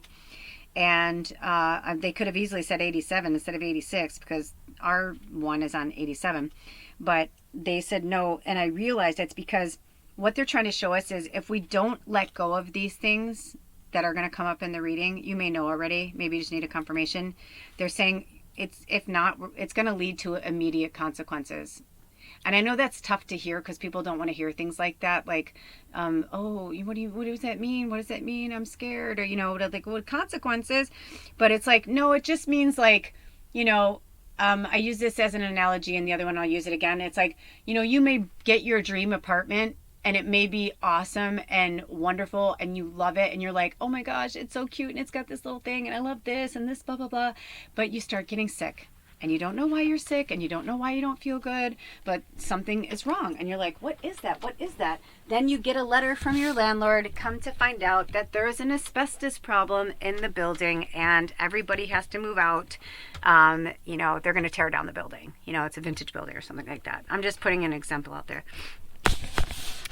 And that sucks, right? Because you're like, oh my gosh, like, this is like my dream apartment. You've got to be kidding me. Why would you even bring me here? Because they wanted you to have your dream apartment. But you know what? Maybe you got it. Maybe you got it, but maybe it was too soon. You know what I mean? Maybe you're living beyond your means. I've done that. I've have you ever done that? Or you ever watched that show where they're like going to find their dream home? And they're like, this is the top of our price. And they give you 3 places to look at in the show. And you're like, oh, I hope they choose that one. And they're like, of course they want that one. It's the top of their budget. But a lot of people do the top of their budget, but not realizing like that's going to have some immediate consequences, because you think it's not that big of a deal. Oh, I'll just make coffee at home. It's fine. I'd rather have a nice house. Yeah. Until you're running late for work and you're like, oh shit. And you got like $12 in your wallet because you just paid your mortgage, where your rent was like a third of that, and you could get whatever you wanted whenever you wanted it. But now you've got this like over, they're having me give this analogy for a reason. So it could be for some of you, like maybe you're living beyond your means. And that could be emotionally too. Like maybe you're in a relationship that it's been stagnant for a really long time and you need to get the fuck out of it. And you're like, something has to change. Something has to change. I've been talking about this a lot because, I've been with my partner for, it would have been 10 years in May. But if we stay in this broke up status, we'll never reach that. And I've been talking about it because a lot of you guys have been with me for a really long time. And if you're new here, welcome. And those of you who keep coming back, welcome back. But a lot of you know, like, you know, I talk about Baba, my familiar, my cat, and I talk about Alder, my husband, a lot because they're in my life. Well, in the last like 8 months, I have watched my best friend familiar deteriorate. She has been aging and dying right before my eyes for several months. And my partner and I took a break last summer just so we can have some time to work on our own stuff. And it was supposed to be temporary. And then he told me a few months ago he doesn't want to move back. And he said he was still working through things. And then about a month ago, I was like, what's going on? Like, are you like completely out? Or I'm like, you're starting to like scare me a little bit here. And he was like, no, I don't want to, like, we're over. Like, it's over. And I was like, what? And it was an immediate consequence for something that I have been feeling for a long time that was going to change, that needed to change, that I didn't want to look at it, you know? Like sometimes we just don't want to look at things. Sorry, I got to turn the heater down. Sometimes we don't want to look at something. We don't want to look at the problem. We don't want to look at the issue. And then we just keep ignoring it and ignoring it and ignoring it until there it is in your face and there's no more ignoring it because this is it and that's how it's going to go and that's it. You know, so you can go around the world with rose-colored glasses or blinders on or live in the ignorance is bliss energy, but it's going to come for you. When the change is coming, whether you like it or not. So let's find out, let's dig into the cards here and let's find out what it is that you need to release. Okay. So I'm going to get this set up here. I'm going to shuffle some cards. And I'm going to see how Spirit wants me to do it. Because the first one, we did card, like each card, you know, each question per card. And then the second reading, we pulled 4 cards all at once. And then we had the 5th card came at the end in like a culmination. So I don't know if that's going to be our first card because one card just flew out. So let's see what happens. Okay, that might be our second card. All right, let's see. All right. And I don't know if that's the order either, but so far we have 2 cards and they're turned over, so I don't know what they are yet. Okay, this is our 3rd card. This is our 4th card. Okay. Do we have a 5th card? Is this our 5th card? Let me see if we have any more. I feel like it's interesting because the first reading we just did 5 cards. The second reading we did 5 cards, but at the end it was like one of those things like there was a card sticking out in the deck and I just knew it needed to be in there. And so we used it. And now yours is the same way. I just pulled 5 cards and then like a 6th one flipped over. So let's see how they want me to do this. I'm going to put it in here and see. Okay, is this one? Let's see if this is how they want me to do it. Okay. Okay. Oh, so now, so we did pull the cards. Ooh, I think they're going to have me do it like where you won't see them. Well, you won't see them anyway. You're in the podcast. But I'm saying like right now, I'm not looking at it either. Do you know what I'm saying? Like they're just giving me one. So we're just doing one right now. Is this card 1, Spirit? Is this... Okay, so I'm going to shuffle them. So they gave me 6 cards, and I'm going to shuffle them and see if they want me to start it this way. Okay, do we want to start with this as card 1? In this position? Are they all going exactly like this? Is it okay for me to put them all out all at once right now? Is it in their greatest and highest good for me to do it that way? Okay. Okay, cool. Yay! I love this because it's more fun. I love when we do a lot of cards at once because I feel like it tells the story. So we have 1, 2, 3, 4, 5, and then there's like this bonus card. Oh my gosh. If you were drawn to reading okay, I don't want to say too much. I love this deck. I love this deck so much. It's actually one of my favorite tarot decks. When I saw it, the first time I saw it, I was like, it felt like mine. Like I made it. I know this sounds bizarre, but it felt like characters from my brain or from my mind. And it's very fantastical. It's one of the coolest decks I've ever seen. And if Spirit has me, what I'm going to do is I'll take a picture of your spread and I'll put it in the community section. Okay. So I'm going to set those cards aside. This has its own little book. I like to read tarot the way that it was presented. But then I can't not be myself, which is a true medium, right? So these cards are so expressive. They're fantastical animals. And I don't even know if they have like a description of it, an introduction. Oh man, this might be a little tough because this deck, the writing is so small. Okay, so it says introduction. The title of this deck is French for The Joy of Living. Is designed to access the childlike energy in each one of us to help stimulate, enhance, and inspire joy in our own lives. The living beings in this deck are from the realm that inhabit this deck are all sentient souls of love who want nothing but the best for those who take a journey through their world. They will help you tap into your intuition and connect to divine source. This deck will help awaken a response from deep within your heart, mind, and spirit. So right out the gate, it's really interesting because 4 out of your are actually, if I take the bonus card, the 6th one, 4 out of the 6 cards are in reverse. So let's get to the bottom of this, okay? Let me see if they have anything else. Sometimes they like to read more. Nope, that's it. Okay. So I like to read the question back to you again before we dive into your card. So the question is, what do I need to release, right, in this full moon and Cancer energy? Now, just because you will watch this after the full moon and Cancer energy, I am literally doing the reading during the full moon and Cancer energy. And I'm doing the reading right now for you while the moon is literally lifting into the sky. So it's like, it couldn't be more, you know what I mean? It couldn't be more magical if it tried. I was really bummed. I don't know if you watched the beginning of this, but I talked about how my phone died a few days ago. So I've been like right now I'm doing your reading like in the dark.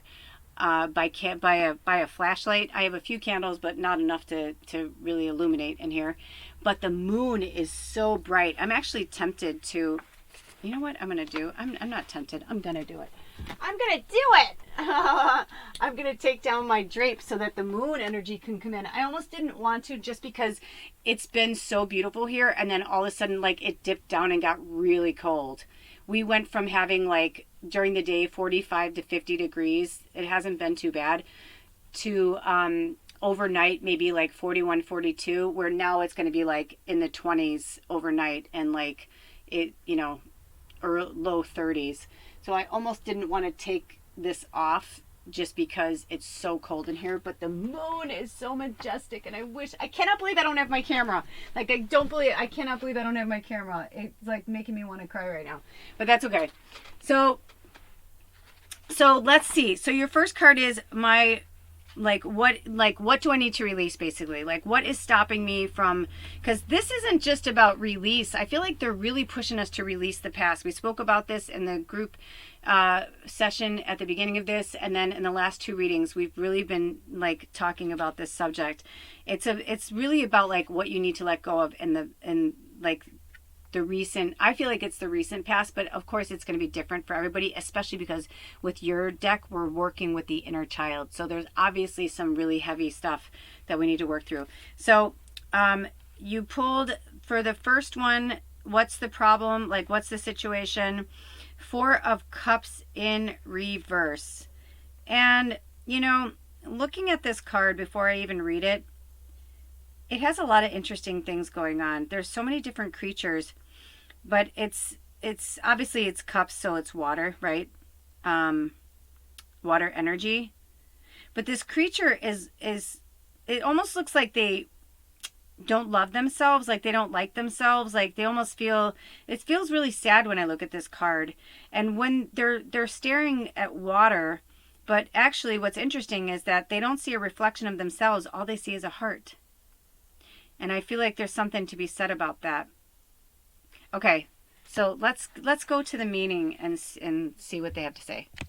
It happened again. If you've been watching any of the other readings, I keep opening right up to the book, like right up to the exact thing. That's really cool. I love when that happens. Okay, so the 4 of Cups. So the key words for the 4 of Cups in reverse are self-deprecation, unappreciative of blessings, requiring constant reassurance. So that's what it is in reverse. So that is, you're too worried. I'm getting the vibe like the reason why you're not moving forward with the things that you want to do is because you're too worried about what everybody thinks of you. This has been coming up a lot in our in the other readings too. So I'm going to read you what the upright is, okay? So that you can kind of deduce what you need to from your own. The keywords of the Four of Cups upright are epiphany, regroup, contemplation, ideas, and perspective. So maybe these are the things that you need to, change. You need to release these old, like these negative feelings about yourself. The self-deprecation, like, oh, I'm not good enough. Oh, I'll never make it. Woe is me.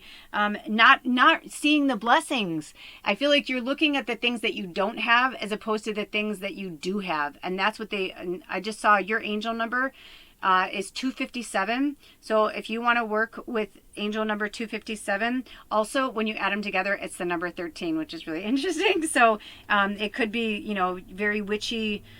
And if you add that together, 1 and 3 is 4, and it could be that you're not in balance. We spoke about that a lot in reading 1. So if you were drawn to reading 1, you might want to go check that out.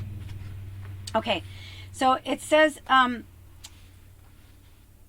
lost in gloom while gazing into a reflecting pool, melancholique doesn't yet notice the cups of opportunity hovering behind him. He ignores his friends who are making attempts at communications. With his hands over his heart, melancholique awakens to realization. It is time for him to look outside the box. His inner divinity is ever present and will bring forth his fullest potential. When feelings of melancholy take over because of an overall discontentment, reevaluate your situation. Open yourself up to your inner divinity and fully embrace the endless abundance that flows naturally. The only limiting factor to your progress is you. Yeah, it's a tough one. That's a hard one when we realize that, like, the thing that we're not, like, the thing that's holding us back is us. But most of the time, that is the case.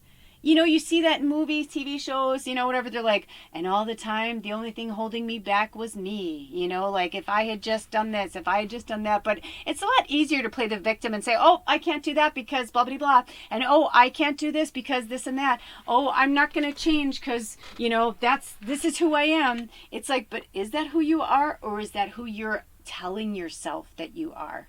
You know what I mean? So, okay, so that's our first card. Hold on. I'm having to, like, turn the heat up, turn the heat down, turn the heat up, turn the heat down, because normally I don't go to this extreme, meaning, like, this kind of cold that we're having today is like a cold, what they call a cold snap, right? Like, so it's here for the week. I hope it goes away after that. But sometimes where I live in the Pacific Northwest, it's really weird like that. It's like either we have a really, really early winter, and it's really rough all November and December, and then super smooth sailing like January through spring is like, it's not too bad, or it's the opposite. And I'm praying that it's not, because we did not have that bad of weather. We were actually pretty blessed throughout fall and the beginning of winter, and now out of nowhere it's like, oh no. So I'm kind of hoping that because it's just too much. Anyway, okay, so the second one is, this is what I can't change. Which is, you receive the Magician in reverse. Oh my goodness. The Magician in reverse. Oh, this should be interesting. Because we all know the Magician card, right? But still, I always like to read from the book because they have such good pearls. This one, some of these books that I read from, they just are so much better than I can go through my tarot stuff, and I can, whatever, and I can give you the factual meanings behind the tarot. But I really like when we get like the designer, I guess you'd say, or the author's perspective. Does that make sense? So the Magician is the number one of the card too. And I think it's interesting that it's like, what is the thing I can't change? It's number one, the Magician. Number one. Who's number one? You. So if you say that you can't change, then you won't. Right? You know that old saying, those who don't believe in the magic will never find it? It's true. If you don't believe that you'll change, then you won't change. You have to make an effort to change. a direct concerted effort to like actually change. So the reverse says recklessness, resistance toward new beginnings, unwise choices made by impulse alone. So it could be you may be stuck where you are because of choices that you made, that you may have said, oh, well, I needed to do this. And they're like, okay, right? Like we all have free will. So if you feel like that it's true, then it's true. But if you're complaining and are like, why am I here? Why is this happening? It's like they're saying, well, it's because you put yourself here. And remember that it's not necessarily a negative, right? Like you put yourself in a hairy situation or put yourself in that situation because you needed to learn something. And what is it that you needed to learn? That's what, only you guys will know individually. So the upright, it says spontaneity, beginning, freedom, curiosity, and intuition. So you're saying that you can't change. And recklessness could be like spending money, like that you're, maybe you're spending money you don't have, or you're like, oh, I'm going to do this because if I do this, then this will happen. When you know deep down, like really you should be doing X, Y, and Z instead. You know what I'm saying? So the keywords are spontaneity, beginning, freedom, curiosity, and intuition. So when you're saying that you can't, Spirit is saying they want you to look at it like, oh, yes, I can. Because, spontaneity may not be your thing, but it's a new beginning. And think of all the freedom that's going to come from when you make these changes. Be curious about it, and use your intuition as you go along the way. It says, jaunt spreads. Oh, shit. I was just reading the Fool card. Oh, my gosh, you guys. Because I was looking at the first. Because the Fool is the 0. I'm so sorry. But you know what? That was for somebody. I pulled the Fool. That's interesting. And one of the other readings, I accidentally pulled the Fool. I started reading the Fool. I don't remember which one it was, but whichever one you're drawn to, you go there, you'll, but that's interesting. So that must be for at least one person. Okay, so the Magician. So the reversed for the Magician is ill intentions, mental confusion, and lack of willpower. So when you're saying you can't, it's like, well, how bad do you want it, right? Lack of willpower, how bad do you want it? Ill intentions. Are you trying to get it easy, right? Are you trying to manipulate somebody to do it for you or whatever? Like you can't get from point A to point Z. You have to go B, C, D. You have to hit all of the points. If you fly over from A to Z, you'll miss everything in between. And then you'll wonder like why this didn't happen or why your success didn't stay. Like, right? Like you might get an instant gratification from something, but that's like that person that gets like a viral video, right? And they're like, oh, wow, I got 1 million hits. I'm going to be a millionaire. Watch, I'm going to be a millionaire. And it's like, yeah, but you might also just be a one-hit wonder. You may get 1,000 subscribers or 200 subscribers or maybe even 100,000 subscribers, maybe 1 million. But if you were a one-hit wonder, people won't stay around and they won't continue to subscribe if you're, you know what I'm saying? I don't know why they gave me that analogy. So the keywords are for an upright are action, power, ingenuity, energy, and concentration. Materializing from a golden lamp, the shape-shifting magician, Presto, combines the elemental powers of a wand, cup, sword, and coin. Thought forms flow from his hat, manifesting into physical form. He conducts wizardry in a field of poppies, as such flowers embody the spirit of magic, dreams, and imagination. Tapping into universal energies, Presto puts ideas into action. His ghostly rabbit companion, Hocus, forms the lemniscat, the symbol of infinity. Oh yeah, so it's got the infinity symbol. Oh, I see it. Before that, it says, believe that all things are possible. With the power to create magic in your life, you are the ruler of your own reality. Use your skills and self-discipline to conjure creative ideas into reality. Act with confidence, focus, and clear intentions. So when you're saying this is what I can't change, no, this is what you need to change. These are the things that they're saying because you are the magician. You are in charge of your own story. You know what I mean? And my throat chakra is starting to act up. I was doing it in the second one too, the second reading. So for those of you who are having a hard time speaking your truth, there's, that could be a message for you as well.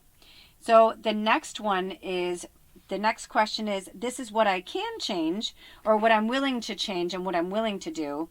And it's the King of Wands, but it's in reverse. So let's go to that. Well, this is good news, because what you are willing to change is, it's the keywords for this card in reverse are ill-tempered, overbearing, and pushy, impulsive decisions. So what you're saying that you're willing to change is, you're going to take a little slower. You're going to take it a little slower. Instead of, instant gratification, you're going to think, okay, that's right. I don't want to make impulsive decisions. I need to think about this. And maybe you're the ill-tempered, overbearing, and pushy. It could be that you guys are just pushing yourselves too much. And so you're having, you get a little more hot-tempered, right? Like our wicks get a little shorter when we're tired, when we haven't slept, when we, I know when I've had a full night's sleep, a good night's sleep, everything changes. So, if you can find a way to focus your intentions on making those changes, on not being so pushy or trying to get things the way you want them. Stop with the control, right? Controlling is a big thing with this tribe. Not we all, but there's definitely a large portion of us. We have a problem with an issue, whatever the words you want to use, but control. And that is because we come from families, places, schools, jobs where we couldn't be ourselves, or we were sensitive and we learned how to control our environment, or we thought, well, I'll stay with this person because they love me, they love me the way I am. Instead of saying, well, other people will love you the way you are too. Don't settle for this person, they don't treat you very well, or maybe they have addictions or something like that, and you're just like, why am I dealing with this? I mean, when my husband and I separated, it was supposed to be a temporary thing, and it was mostly because I had just gone through some really heavy stuff through my shadow, and he held a lot of space for me. And then I was like, I feel like it's your turn. I was starting to see him going into his, and he's like, yeah, you've always been ahead of me, And he said to me, don't let me get lost in the shadow. Don't let me get lost there. If I start pulling away, pull me back. And I tried and I tried and I tried and I tried and I tried. And I finally just had to give up the ghost. I had to stop controlling it. He's like, no, I'm done. I'm out of here.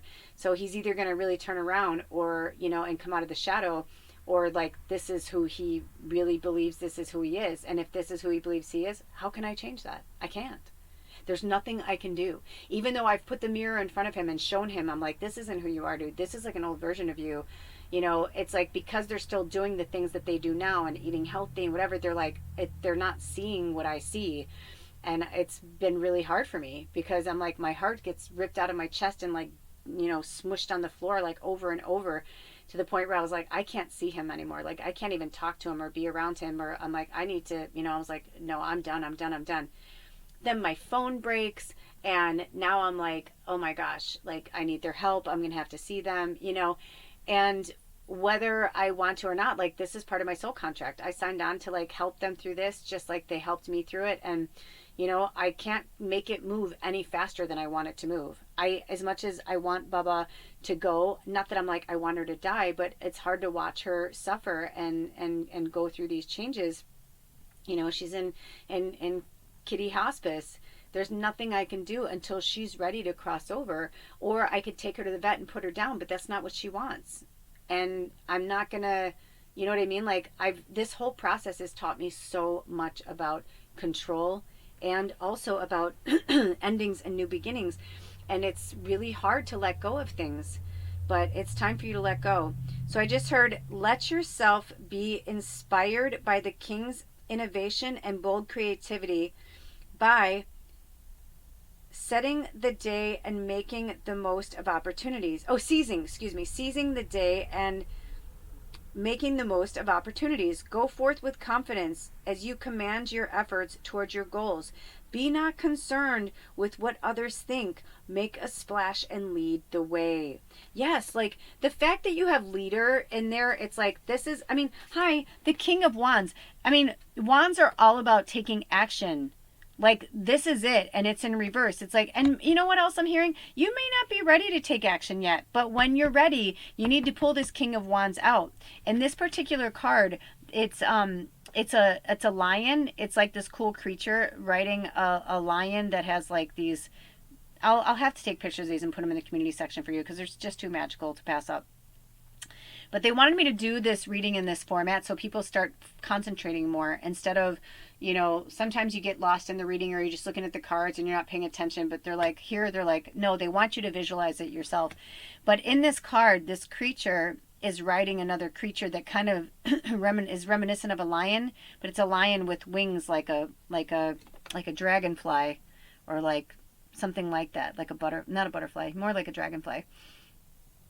So because it's the King of Wands, it could be that you're dealing with a Leo, because Wands are the fire sign of the tarot. So it could be that you're dealing with a masculine, because it's king. It could have just as been the queen, right? So it could be that you're dealing with a masculine, or you could be the masculine, and it could be a Leo, or you're the Leo. So just to keep that in mind, okay? So then so now that we got that advice, let's move on to number 4, which is what other alternatives are open to me. And this was interesting because this card was upright, and it's the 7 of Swords. And the character's name is Tomfoolery. And he's this cool creature who's wrapped in a blanket. It looks like he's running away. And he has 5 swords in his back and 2 swords in his tail. And he's running, like he's running for his life. Oh my goodness. 7s are always like the harder things that we're going through. Let me go to the book. Incidentally, I don't know which one it was. It was either reading 2 or reading 1, but I think it was reading 2. But they also had a 7, but it wasn't a 7 of Swords. It was a 7 of Wands. So that's interesting. Which 7s represent like struggle, and also depending on the way it is, it's overcoming challenges. So this 7 of Swords in reverse says assuming a victim mentality, fear of responsibility, reluctance to complete what's been started. So you were saying the question was, what other alternatives are open to me? Well, not playing the victim would help a lot. Facing the fear, and I know it can feel like don't you think I feel that? I do readings for people all the time. That's why I always say to people, just remember, like, this is a mass reading for a lot of people. Don't take, like, every word I'm saying, like, as biblical and verbatim. You know what I mean? Like, you have to kind of read between the lines and see where it fits into your story. And, like, what visuals do you see? Like, what are you feeling, when you're watching this? Like, there's so many different... What the fuck is that? Okay, while I'm on the phone with you guys, I am watching something flying around. Okay, I don't have a phone. Like, I don't have a camera. Like, I don't have a way to, but there is something that is, I don't know what it is. I literally don't know what it is. It's not an airplane. It is not a helicopter. It's flying in all different directions. Okay, I'm not trying to be weird, but I hope I'm not like watching a crash about to happen, because something is very, very wrong. Either that or it's just, I kind of feel like there's no other thing but like a spaceship or something.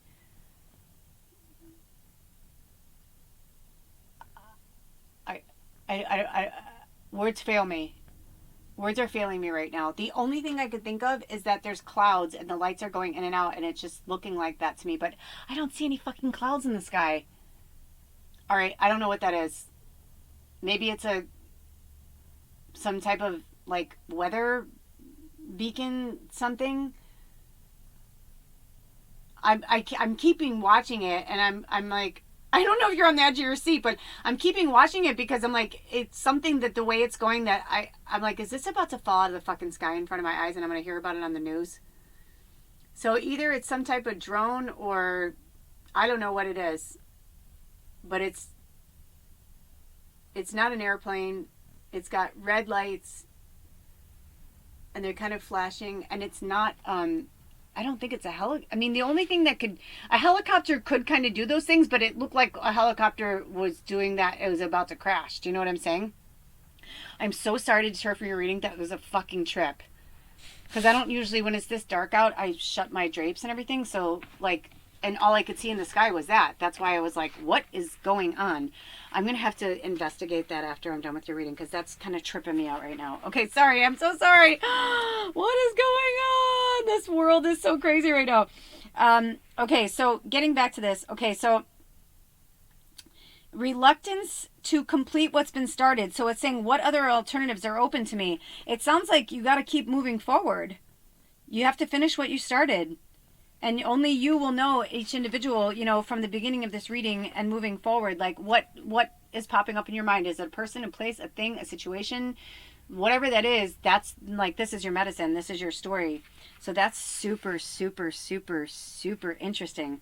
So it says, you may want to run away in avoidance of a situation, but that could make the circumstance worse. It's time to look inward and examine your own behavior toward yourself and others.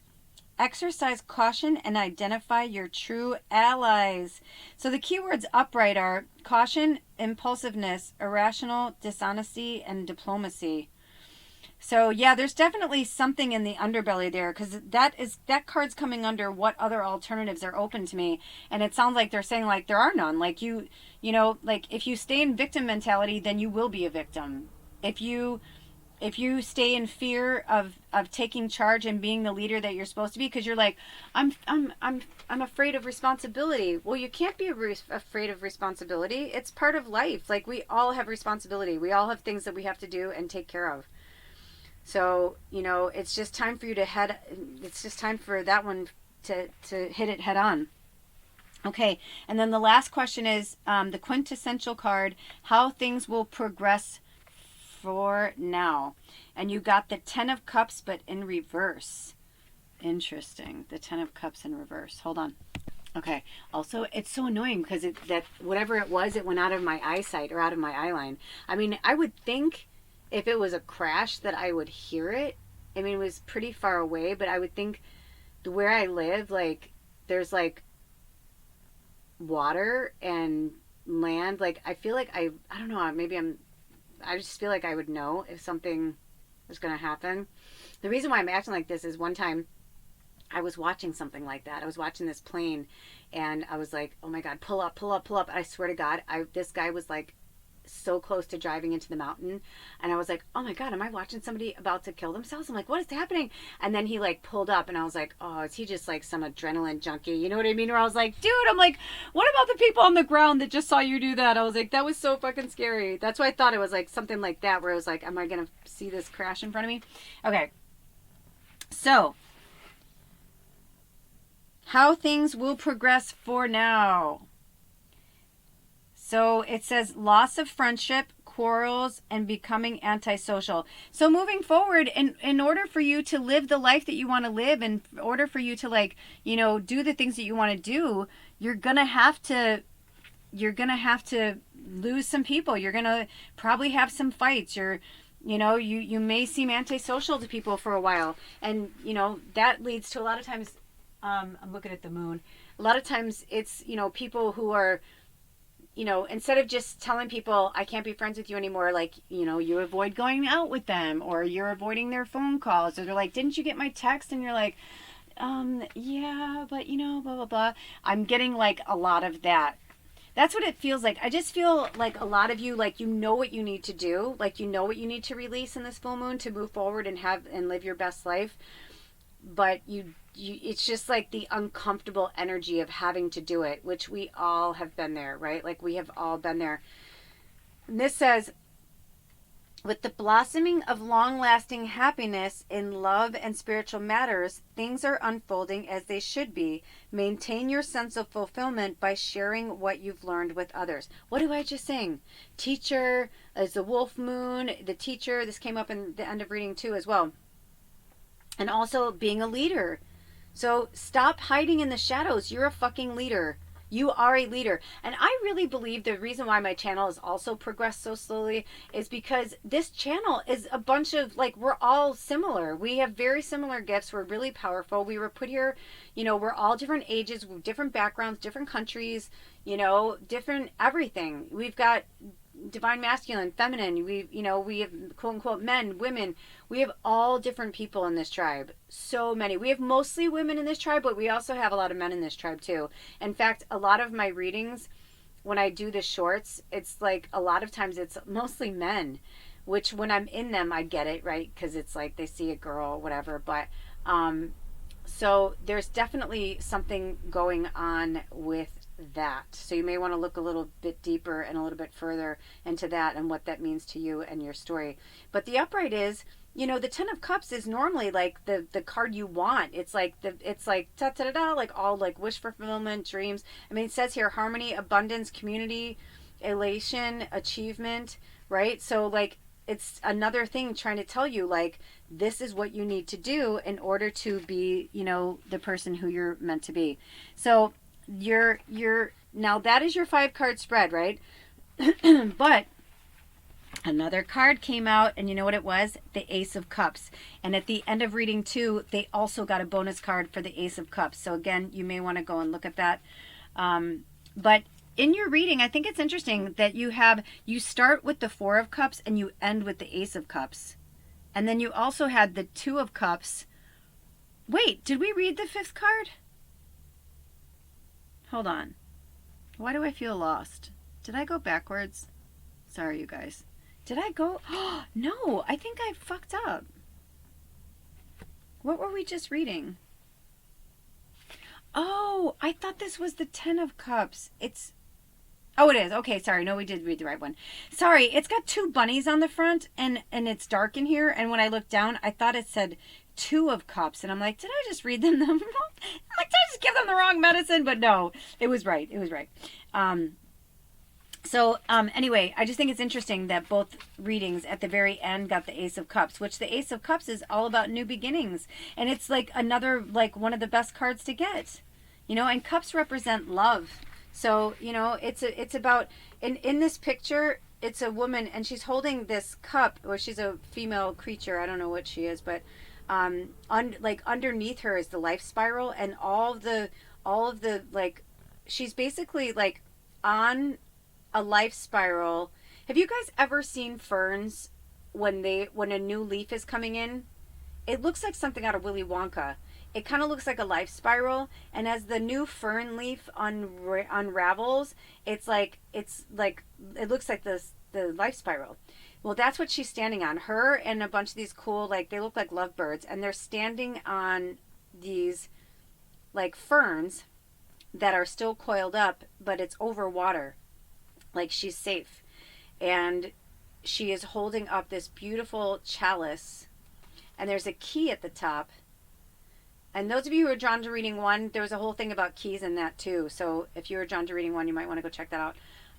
But I feel like that's what she's trying to say. Like, you hold the key to your happiness. Once you let go of these other things, you're going to start a whole new life. And it's hard at the beginning, right? Like, it's hard when you're letting go of something and starting over. But do not tell me that there is not something super magical and special about a first kiss. That first kiss, you can never get it back. You'll never not, you know what I mean? You'll never kiss that person for the first time again. It is very exciting. And that's kind of the energy I'm getting from Spirit. Is like, look at it like that. Like, all the firsts, all the news, all the new things that you're going to do, the new people that you're going to meet, maybe the new job you're going to work at, maybe the new clothes you're going to have, the new hair color, new haircut, maybe, you know what I mean? But just, they want you to focus on the new, because in this picture, her cup runneth over. There is so much liquid running over the sides of the cup. She has everything she's ever wanted, ever dreamed of. She has hearts all over her dress. There's this cool creature, I don't know what the hell it is, but there's this cool creature flying above her, holding this key. I'm going to read this because it's so cute. And then the keywords are love, bliss, celebration, harmony, and compassion. And it says, living and breathing the spirit of love, Euphoria knows no end to the flow of beauty. She draws forth and exudes this beauty. Her cup overflows with the waters of emotional fulfillment. A sprite hovering above the cup. Oh, that's what it is. Thank you.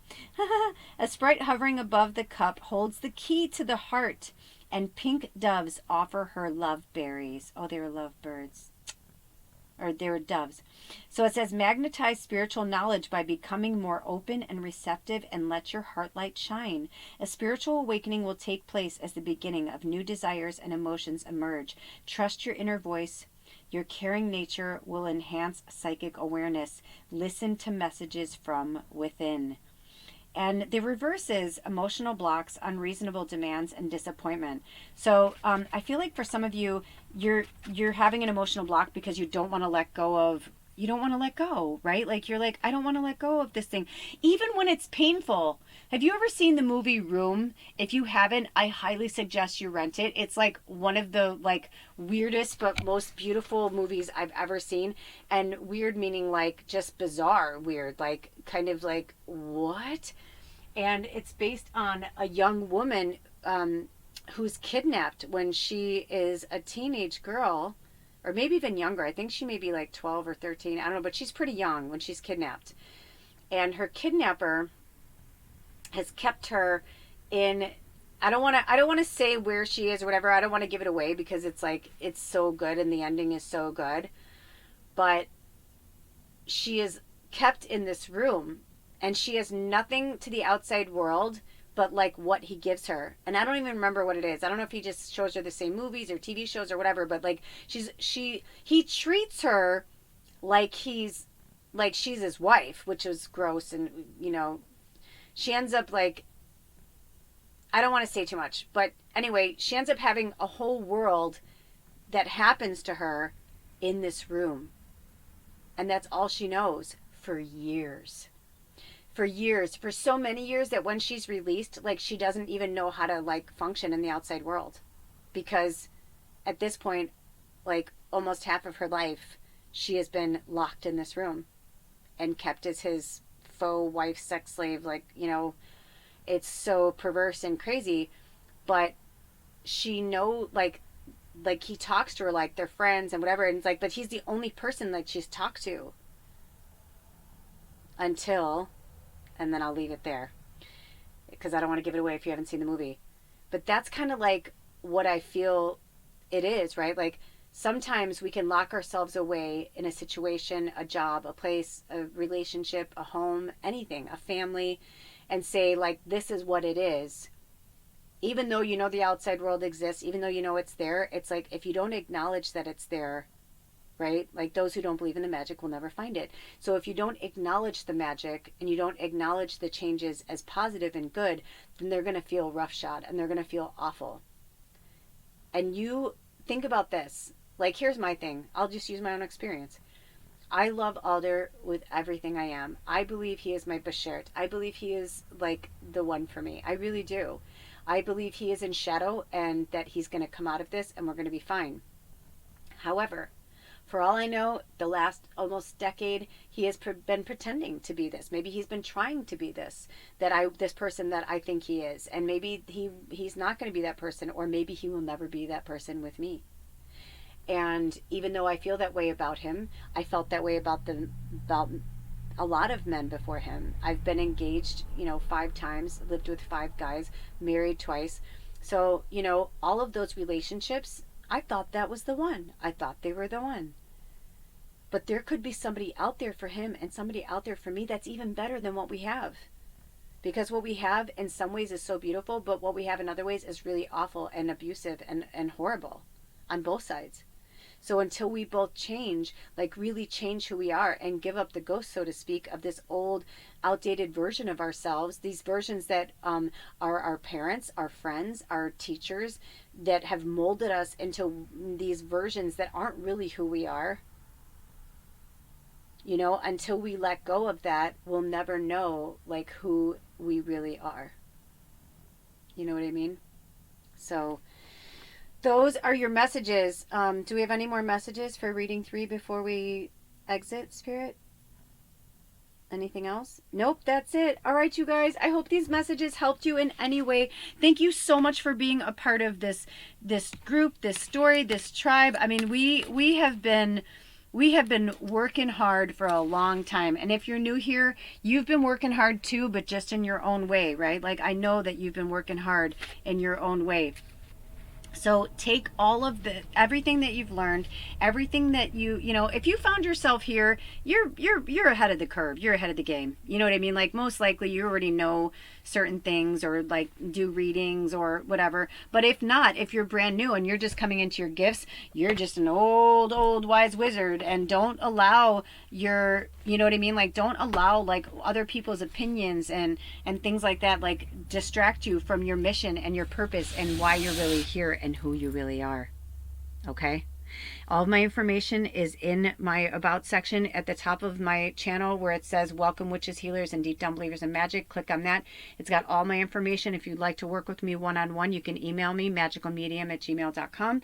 Or if you would like to donate anything, I have my Amazon wish list and I have my Venmo. And for those of you who have PayPal that are outside of the country, I do have a link that I can send you if you would like to contribute to the channel. Nothing is ever expected, but always appreciated. And yeah. And oh, one more thing. I'm going to be doing a new segment on my channel. So if you guys are interested, it's going to be if you've ever seen Tyler Henry, it's kind of like that where it'll be free for you.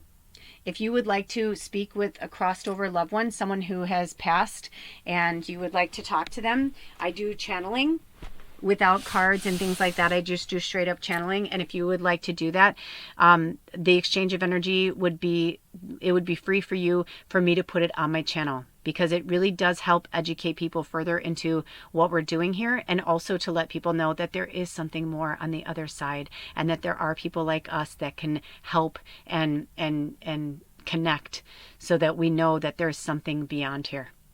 All right. And if you'd like to do that, email me. Okay. I'll see you next time. Take good care of yourselves and each other. I love you so much. This has been so much fun. Until next time, blessed be. Oh, I love you. Bye.